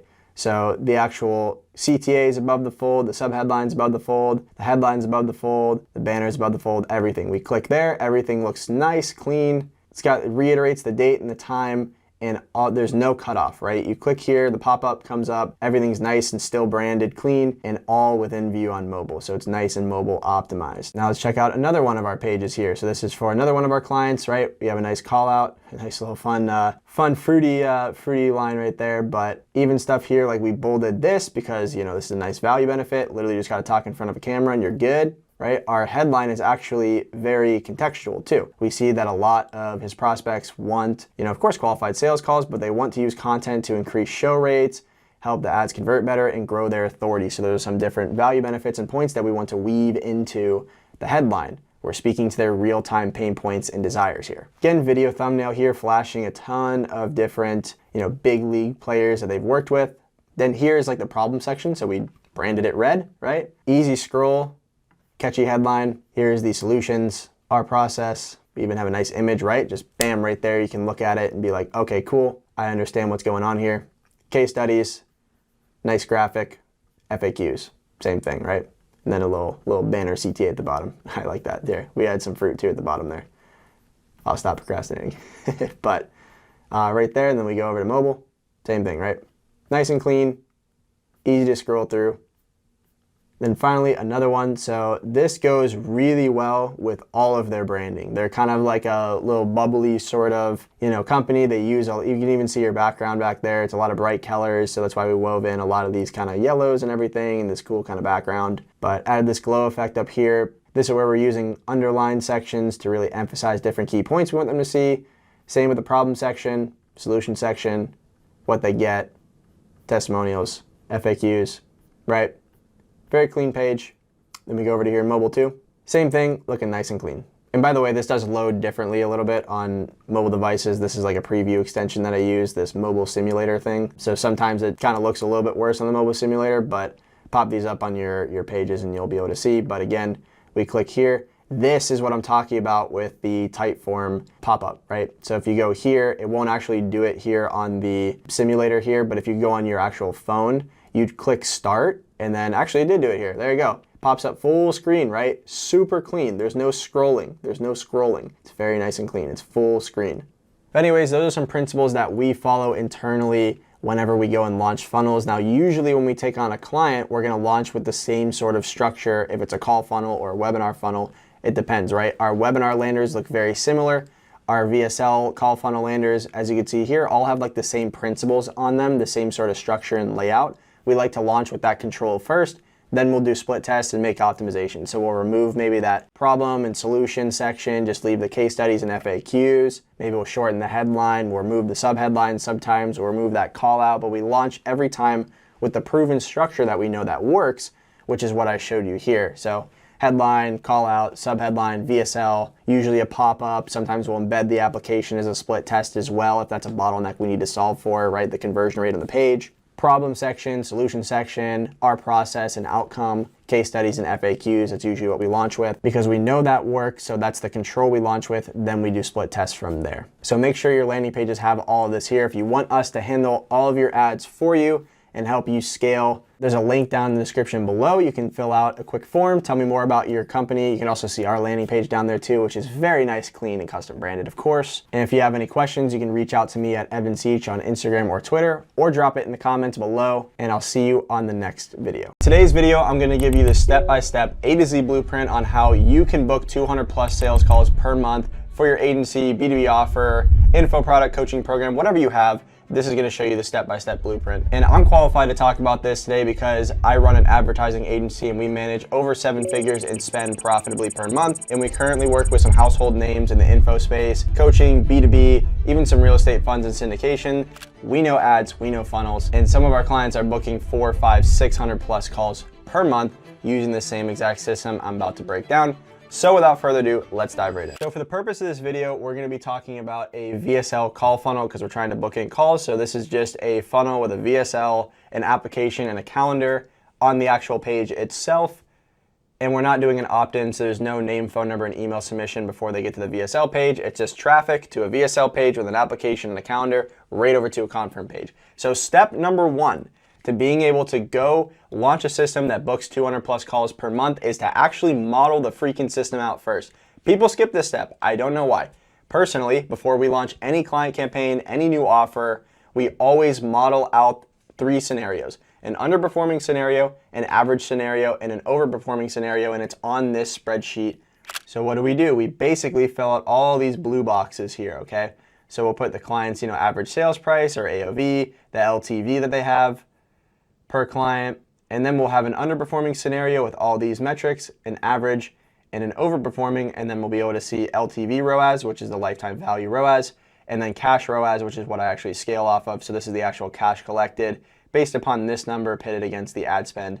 But again, you need to sit down and say, okay, with these metrics, do I actually have enough money to spend into this system given these metrics right here to hit my 200 calls, 250, 300 calls, right? In this case here, we're gonna be looking at row 17, okay? Total booked calls right here.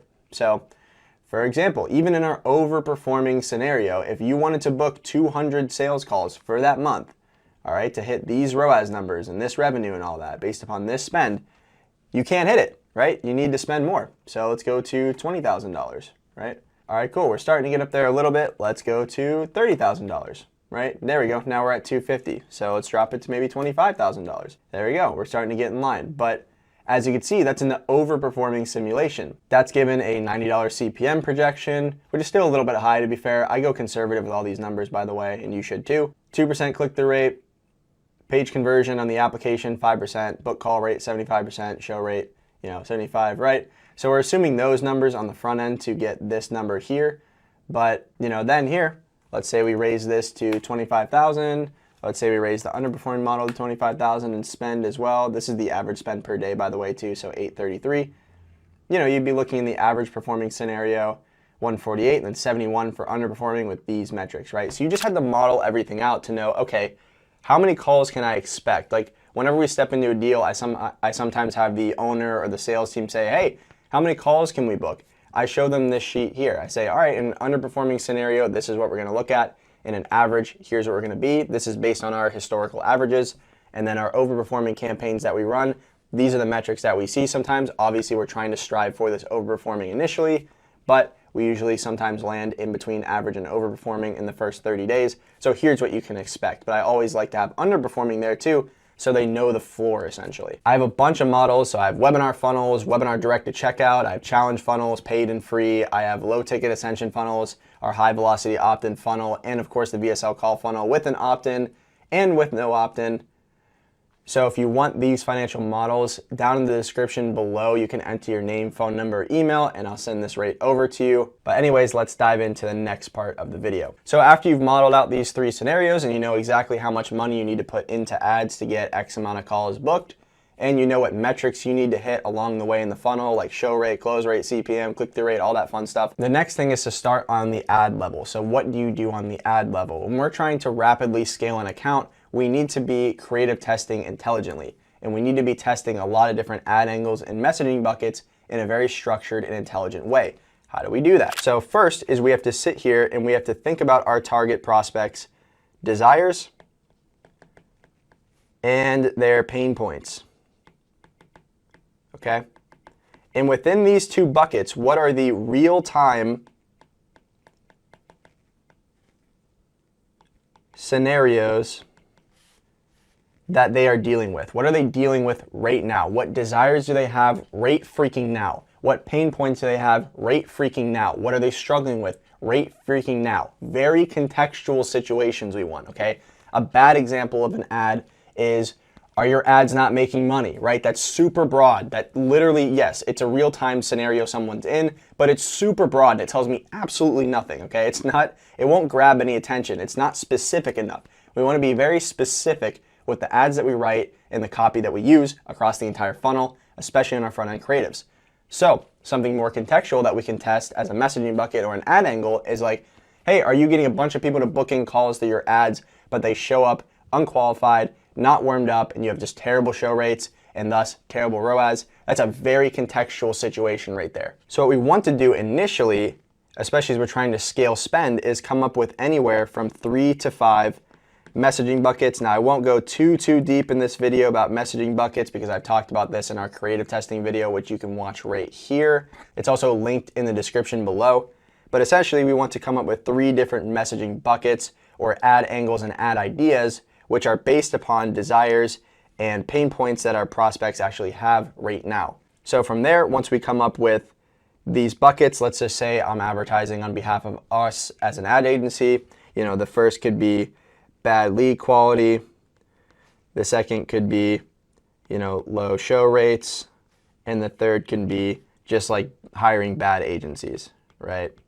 So these are 3 different messaging buckets that we can do that we're going to test.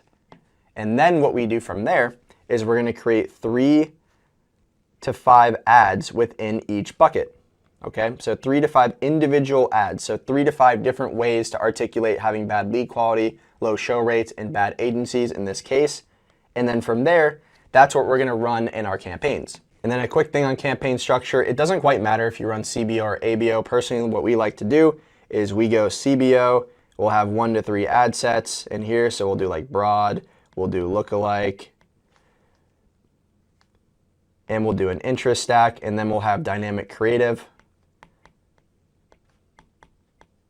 And usually, depending on the spend, I'm putting anywhere from 2 or 3 of these ads into each dynamic creative set and letting them run and then see which one essentially is the winner. And I keep the other ones on reserve to launch later if we need to combat ad fatigue or just want to test more. But that's pretty much what I do for that.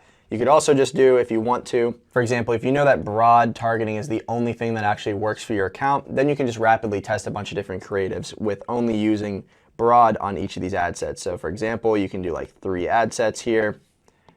And then on the creative level, you can put each messaging bucket. So like you could put the messaging bucket 1 within this ad set, running it to a broad audience. And this will be all of the bad lead quality ads. This one here will be all of the low show rate ads, you know, and this one in here will be all of the bad agencies ads. And you essentially just see which one wins at that point, which one gets the most spend, the best cost per result, all that stuff. Again, not going to go deep into creative testing in this video, but that's another strategy that you can do. That is something I would run when I already know over time that, okay, broad is the only thing that's really hitting in my account, or this interest stack is the only thing that's really hitting in my account, or this lookalike audience, etc. Once you basically just have a proven audience and you really want to run a bunch of creatives into that audience to see which one hits and test these messaging buckets a lot faster, that's what I would do right there. So after modeling it out, that's what we need to do. We need to actually sit down and create these messaging buckets that we're going to test. Most people, when they start to launch ads, they don't actually create these big variants in messaging buckets. They essentially just like run a bunch of generic ads that all sound the same and don't intelligently and strategically test different ad angles. So therefore, they don't find that big ad angle and hook that resonates with a lot of people and they can actually scale fast to, right? One of our clients, GoFunnels, for example, we were testing a ton of messaging buckets for him in the same exact way. and we found an angle that really resonated and freaking scaled like crazy, okay? Got a 7x ROAS, it's still scaling. It's printing qualified calls for 60 bucks right now. It's insane. At a certain point in time, it was at $35. And after testing a bunch of different ad angles, we found that one that hit, which was, hey, if you're using GHL, you're probably not using it properly. You're probably overwhelmed and confused, so therefore you're not making enough revenue or making as much revenue as you could using the tools GHL has. We tested so much. We tested your funnel is broken. We tested your landing page is broken. We tested your back-end automations are broken, all this crazy stuff.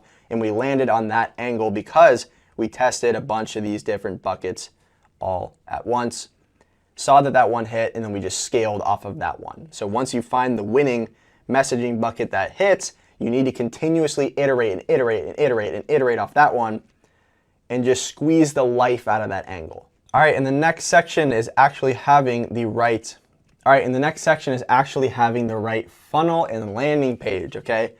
People, a lot of the time, will throw up some templated, garbage-looking landing page, okay? Some absolute just dog water stuff. And what it looks like is, you know, some white background, templated, scammy-looking, all-caps font stuff, okay? We don't like to do that. We like to make nice, custom branded landing pages. You can see a couple of them right here in this video. And they just look nice, they build trust, they grab attention, and more importantly, the copy is structured in a way that as somebody skims through the page, they're able to pull different pieces of key information easily, right? It's the scroll test. If you're able to scroll for 10 to 15 seconds through a page, and in that 10 to 15 seconds, you can quickly decipher the value benefits of the offer, the pain points that they're trying to hit, their credibility and their experience and everything like that, even what the offer is, you won, okay? That's what you need to do. All right, so in the next section is the actual funnel and landing page that you're driving traffic to. So what we like to do on the landing pages is, first we kind of launch this with this structure. So we launch with the main headline, we have our VSL, we either do a pop-up for the application, and this is a full screen mobile pop-up, by the way. So if you're using Typeform, go into the settings, turn on the full screen on mobile option. The conversions are way better, trust me. Or we'll just embed the application right here. But we like to use a Typeform and Calendly combination. So at the end of the actual application, it goes right into the calendar, so there's no drop off. And then from there, we like to do a problem section here, a solution section here, case studies, and then a bunch of FAQs. Sometimes as well, we'll add in like an R process section right here, but usually that's what we launch with as a control.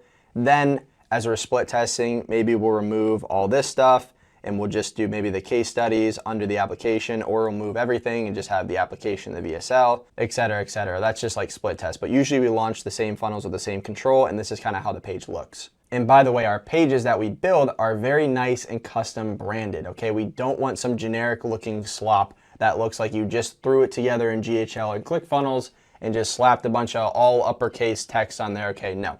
You want them to be very custom branded. When you show up on a page, it looks very nice, clean, and custom branded with great colors that match the logo and all this stuff. You don't have to go crazy with the design, but you want it to build trust. You want people to land in there and be like, ah, this looks nice. This doesn't look like a freaking scam. Also, another thing too, when you have a lot of copy on your landing page like this, you want it to pass what's called the scroll test. So if I look at a page and I scroll for 10 seconds to 15 seconds on the page, I should be able to pick up very fast on the pain points that the person's trying to hit. I should feel like I'm at home on the page. I understand everything. I understand their offer. I understand the value benefits. And I also clearly see their experience level through the case studies and other things that they articulate about their experience level. So that's where having things like proper headlines, bold, underline stuff. We love using the highlight feature in different big text blocks, having images, things like that on the page that help you get those key points quickly as you just scroll through the page fast, because most people are not going to sit there and scroll very slowly and read every word and every line and everything and look at every image, right? They're not going to do that. They're going to land on the page, scroll for 10 to 15 seconds max, even less than that most of the time, like 5 seconds, see if it's for them, and they're going to either continue forward or they're going to bounce. So you want to basically allow them to consume all the information that you want them to consume quickly just by scrolling. And that's by structuring your content on the page properly, right? Using bolds, using different italics, highlights, again, these different sections, like breaking things up into sections, just making it look very clean and easy to read is very, very key and crucial. And now another note on your funnel as well is pixel conditioning. So we only want to report qualified prospects back to the ad platform. If you're trying to really scale up to a point where you can book 200, 300, 400 calls per month, you need to be booking qualified calls only and optimizing around qualified calls, because guess what? If you don't get qualified people, you're not going to get sales. If you don't get sales, you can't run ads. So you want to get rid of poor people and broke people and unqualified leads as best as you can in the application and optimize only around qualified prospects. So how do we do that? Right? We have all of our ads here on the front end, okay? Then we drive them over to our funnel, which our application on here will send people down one of two paths, okay? It's going to send them down the DQ path or the qualified path. The qualified path, they're able to schedule. The DQ path, they are not able to schedule unless you want to drop them to a setter or something like that, or a new rep to get them some calls on their calendar a little bit, or you want to send them into some like low ticket liquidation funnel or something like that. You can also do that down here. But overall, this does not report back into the ad platform unless you have like a conversion API set up later that says, okay, cool, somebody was DQ'd and they booked on like a setter calendar here, and the setter actually did mark them as qualified in the CRM.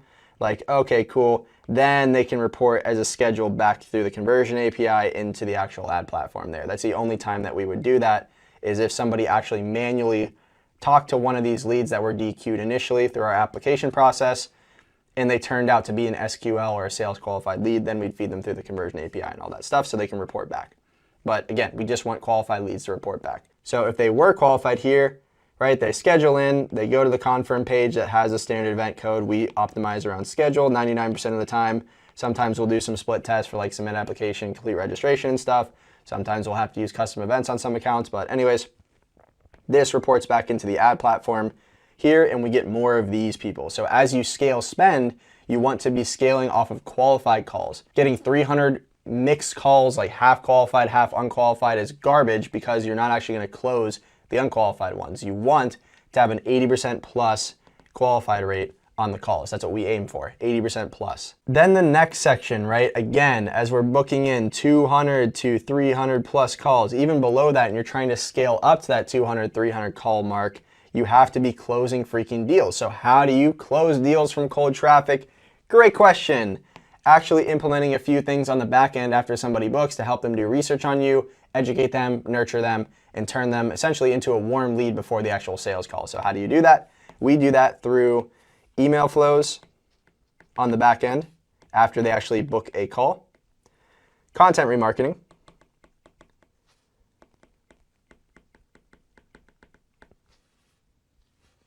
and also sales process optimizations.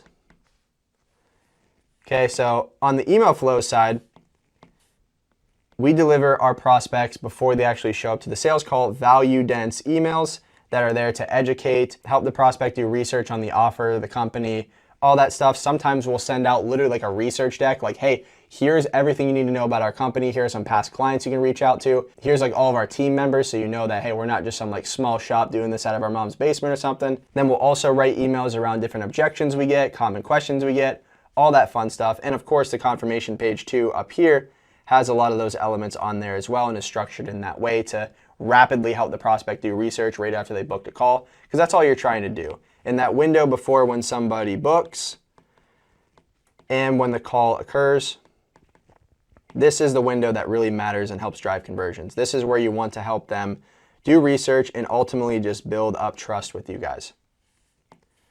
So that's what we're doing with our email flows. We're giving just a ton of value. We're handling objections.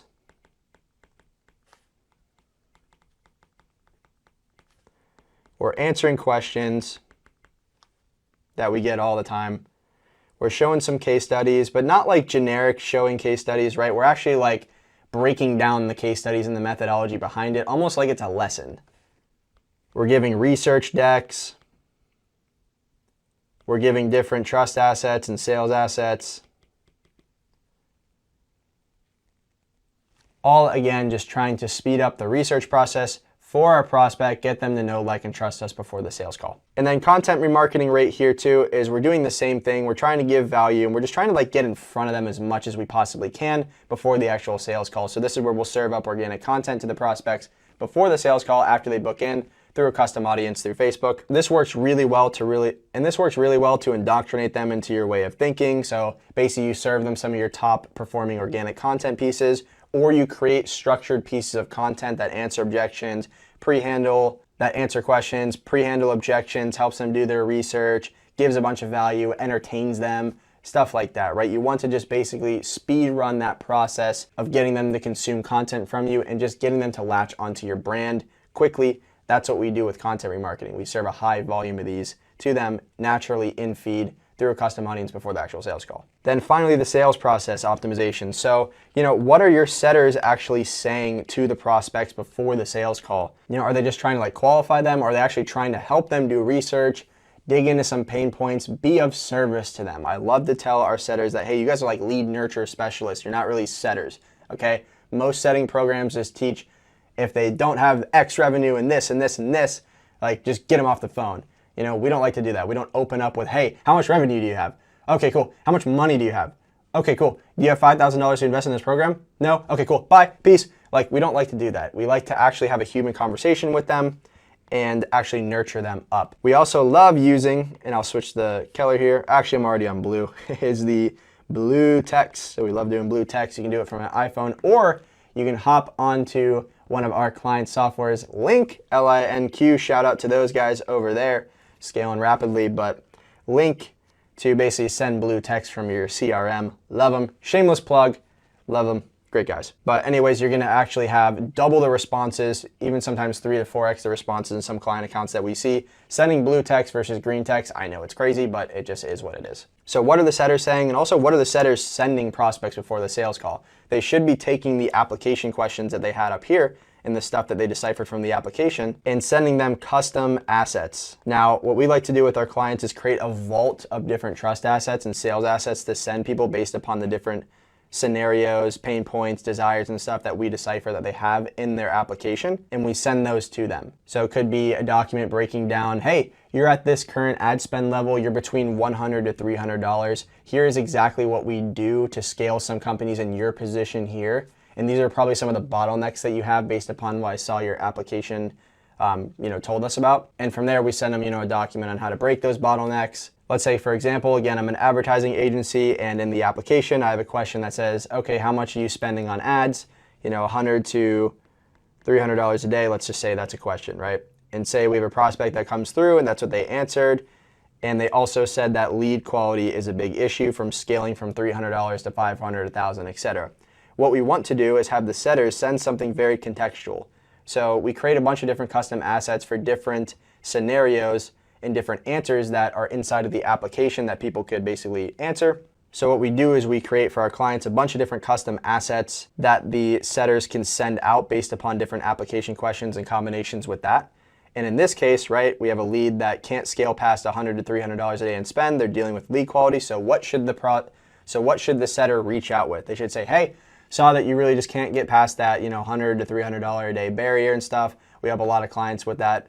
Here's a whole deck and Gamma Doc and video that Evan made that basically breaks down how you can get past that level.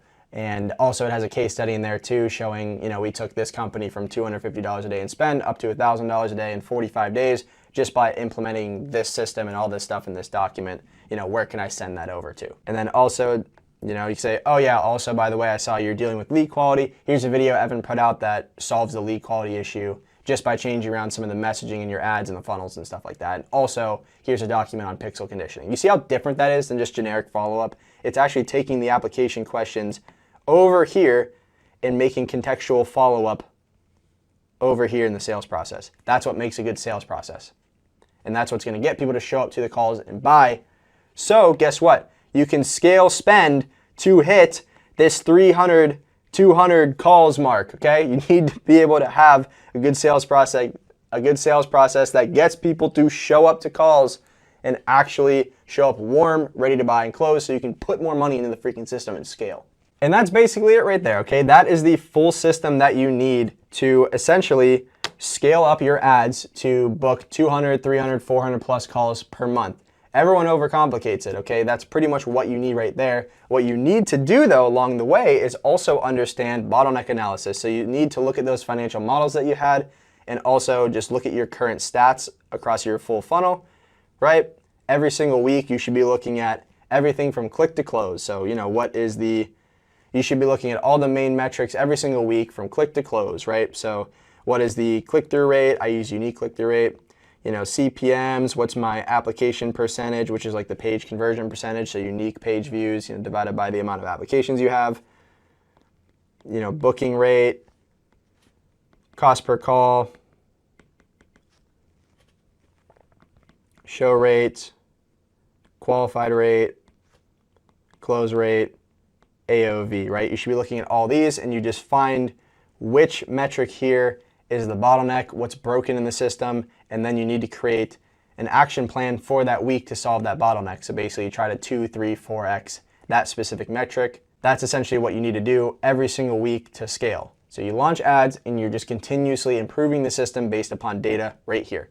That's what you're doing. So if you have any questions on this, drop me a message on Instagram or Twitter at Evan Seach. You can also drop it down in the comments below and I'll reply to you. And if you want us to scale your ads for you, completely done for you, there's a link down in the description below that you can click on, fill out a quick application, tell me a little bit more about your business, and you can also see our sales process, by the way, and our back-end email flows so you can get some inspiration on that. But you funnel hackers, back the fuck away, get away from me. I don't want any funnel hackers. But anyways, if you want us to scale your ads, links in the description below. Drop a follow. We'll be dropping some more tips on how to scale your ads up from that couple $100 a day range all the way into the $1,000, $2,000, $3,000, $4,000, $5,000 plus per day range inside of the ad account. So I don't know why a lot of media buyers don't do this, but we're just gonna sit down and I'm literally gonna screen share inside of our client ad accounts. And basically I'm just gonna break down from A to Z what we're doing in these accounts to scale them. So some of these are gonna be brand new offers. Some will be, offers that we're gonna step into and deals we're gonna step into, and we just completely drop the cost per call, increase the qualified call, increase the ROAS, all that fun stuff. But without further ado, let's dive into the first one here, which is our client lead liftoff. So they came over to us and they were basically like, hey, we got this offer. We were trying to run ads to it previously, and we just need somebody to basically step in and help us launch this thing the right way now. A little bit of context on what this offer is they essentially sell Google Ads services to home service businesses. So think like carpenters, roofers, HVAC companies, plumbers, electricians, stuff like that. That's who they primarily focus on. So diving into the ad account here, we launched at a pretty low budget of $150 per day. It's a lot lower than what we usually launch at. These guys are on our done with you offer, so we set everything up for them, run the ads for 30 days and hand it off to them. But essentially right now we're getting a $69 cost per MQL. So on the application, we actually segment out people who are qualified and unqualified based upon revenue ranges of that business. So what you're seeing here is qualified. We are reporting qualified leads and qualified book calls back into the ad account. That's the only thing that we want to season the pixel with and feed back into the ad account. We don't want to feed mixed data into it. We want to feed clean data into the ad account at all times. So what we did here was we sat down initially and we were like, okay, cool. How do we position this offer to be cold traffic friendly? He was like, hey, I get these ad accounts set up in literally 7 days. Awesome. That's something that we're going to highlight right there. Speed to execution. That's huge. Okay, so it's the first thing that we kept in the back of our mind. Then we were talking to him too. We were like, so a lot of your messaging in the past ads were talking about, getting leads and stuff like that. Is that something that your prospects talk about? Like, hey, I want more leads. And they're like, heck no. They talk about they want more jobs booked. They want more, homeowners calling them, qualified homeowners, stuff like that. So all as we did was we swapped out that messaging because we want to speak directly to our target prospects. We want them to feel like we understand them and we know them. And we're kind of essentially just part of their industry, right? We don't want to sound like we're some foreign marketing agency over here and use a bunch of marketing lingo like qualified leads, qualified book calls. No. If they say jobs, use jobs, okay? If they say homeowners, use homeowners. If they say homeowners dialing them, use the words homeowners dialing them, okay? We want to speak like our prospects, especially if you're in an industry and you're selling to an industry that you are not, right? If you're a marketing agency selling to home service companies, you should use their lingo. And how do you find out what that lingo is? Well, we did exactly what we did with them. We just ran their sales calls through ChatGPT and was like, hey, pull out some of the questions they have, the reasons why they show up to sales calls, some of the specific industry terminology and key lingo that they use. We took all of that and reverse engineered those into our ad scripts, the VSL, the landing page copy, all that stuff. So going into the account setup, and what we did was right now we launched them earlier this month, spending about $150 a day, $69 cost per qualified call. Only 2K spent right now. He's getting a 90% show up rate. And guess what we did on this one, okay? They're home contractors, home service-based business owners. Do you think they want to show up to a Zoom call? Probably not. They hop on the phone. So all we did was we took the Zoom option away from them and we were like, hey, we're gonna call you at the number that you provide us. So the sales calls are done through phone now, and now the pickup rate is through the roof, the show rate's through the roof, because look, he only had availability open until about 6, 7 o'clock at night, and these guys are working during the day and stuff. So now they're like booking on their lunch break or some break they have in the afternoon and stuff like that. So, you know, they're managing their crews, they're booking jobs and all this stuff. So they're handling insurance and all that fun jazz. So we had to kind of meet them where they're at and give them something that was more convenient. And now he's actually having these conversations with these roofers, with these HVAC companies, plumbers, all this stuff more frequently and getting a higher show up rate because he switched that mechanism. So if you're selling to like blue collar workers or home service, stuff like that, think about trying a phone call first, especially if you have a 2-step sales process. Try phone call, then you can do Zoom if you'd like. But try to make that first connection through phone call. So the campaign setup and structure that we did was 1 campaign, 2 ad sets in here. We split tested broad and an interstack. As you can see, broad is winning right now and it's biasing towards that. Split tested against these two. So broad, biased, and overall we're getting a $99 CPM. Not bad, right? Pretty solid, pretty standard, pretty average. I'm cool with it, especially because, you know, it's a pretty tight niche. But let's look at our outbound click-through rates. Over 2%, I like that. So I like to have a click-through rate above 2%. I look at unique outbound clicks or unique click-through rate. Usually they match up pretty close, but that's what I look at. I don't look at link click-through rate right here, this like CTR. I judge based upon this here. So going into our ad sets here, we ran dynamic creative. And if we go into the edit section, you can see we just ran 6. So anytime on a lower spend especially, we are not maxing out the dynamic creative set. We put anywhere from 4 to 6 videos, especially if we're below $300 a day in spend. Because here's the thing, we don't want to overwhelm the algorithm with too many variables. So we load it up with 4 to 6 initially and we let them spend and test through. And of course, we always turn this on, this optimized creative for each person. I'll show you the interest stack that we're also doing. It's pretty simple, but we pretty much just layered on all of the, you know, home service interests and behavioral traits and all these different like occupations people could have inside of the niches that they are targeting. So roofing contractor, carpet cleaning, home construction, electrician, plumbing, all that. But again, broad, beat it. Some accounts we see broad lose, other accounts we see interest stacks lose. It really just comes down to what's getting the most conversions. That's why we run the CBO and we basically test the same creative. So both of these dynamic creative sets have the same videos in there and we're just testing the audience that it's resonating with. And we're just scaling that campaign until the wheels fall off. Once the wheels fall off that thing, guess what we're doing there? We're going into the dynamic creative breakdown and we're going to let it load because there's still a glitch inside of here. If the off chance Zuckerberg or Meta or somebody from Meta is watching this, please fix the dynamic creative glitch. I would love you for that. But so basically if you're running a dynamic creative set, you can go under breakdown, image, video, and slideshow. Again, you're gonna have to deal with that glitch. But right here, we can see we're getting some pretty even distribution across a couple of different ads here. So pretty much what we're gonna do next is we're gonna go in and we're gonna watch these ads whenever this campaign fatigues, right? We're gonna scale this campaign to death. And before it starts to plateau and fatigue, I'm gonna go back to the client and say, hey man, can you go and refilm these 3 right here? They looked like they were the winners. Can you just kind of refilm them in, different environment, different shirt? Maybe we change up the hook a little bit here, change up the body a little bit. Just want to give it a creative refresh. We'll also sometimes pass it back to our editors and basically be like, hey, can you re-edit these in some capacity? Just so we can, have a creative refresh out there and toss proven creatives and proven messaging back at Meta, but in a new style that is re-edited and it looks like a fresh ad. You don't just want to keep launching the same thing over and over again with minor changes. We like to do creative refreshes and bigger switches. So also what we had him do here was he was like, hey, should I film these inside of my, home studio and stuff, where it kind of looked like this, right? It looked like, a marketer and an info product type background. And I was like, look, what else do you have at your disposal?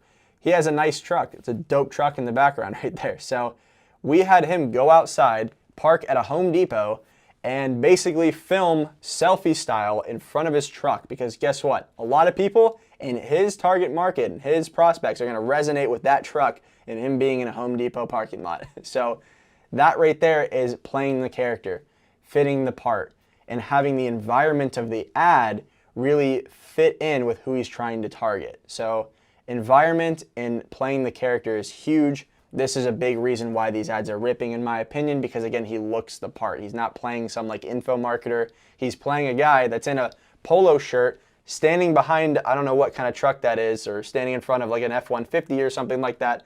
This is an image or a frame right here that's going to resonate and stop the scroll of people who are home service contractors and home service business owners. Then if we go over here to the funnel, what we did with the funnel here was very simple. We want it to be very clean, simple, nice, easy to read. It looks great on mobile as well. I use this mobile simulator plugin here. And as you can see, everything looks nice and clean and optimized on mobile.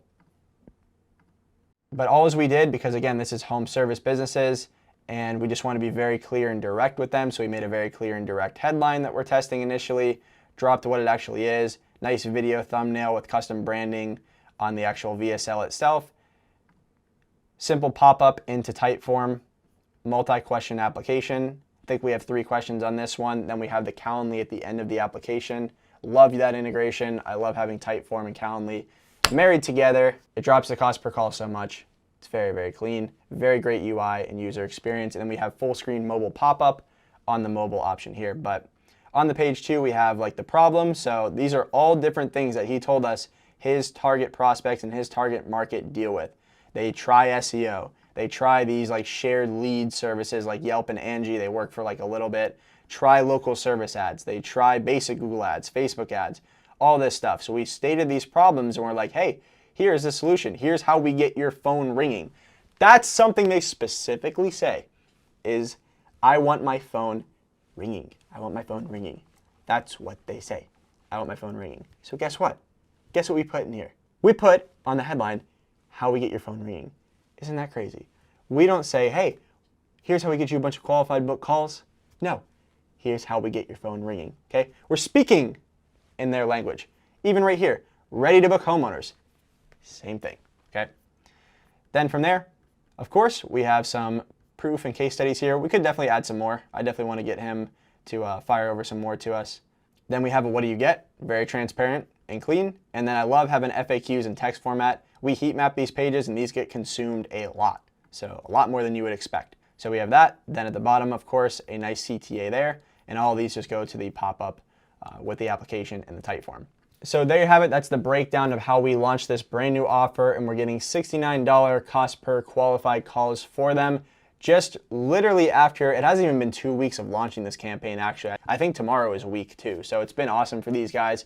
Very excited to keep scaling with them and see them succeed and crush it. And if you want us to run your ads for you, there's a link down in the description below that you can click there. Tell me a little bit more about your business on an application. There's also a video there that tells you about our entire offer and more. Then you can schedule a call with me one-on-one and we'll see if this is a fit for you and we can help you scale. We have 2 types of offers, our done for you and our done with you offer. Whichever one you want to choose, we can help you get results. And if you don't, if you just want to keep chilling on YouTube and getting some free sauce, I drop videos multiple times a week showing you how to scale your ads and funnels. So I look forward to talking to you on the next one. Peace.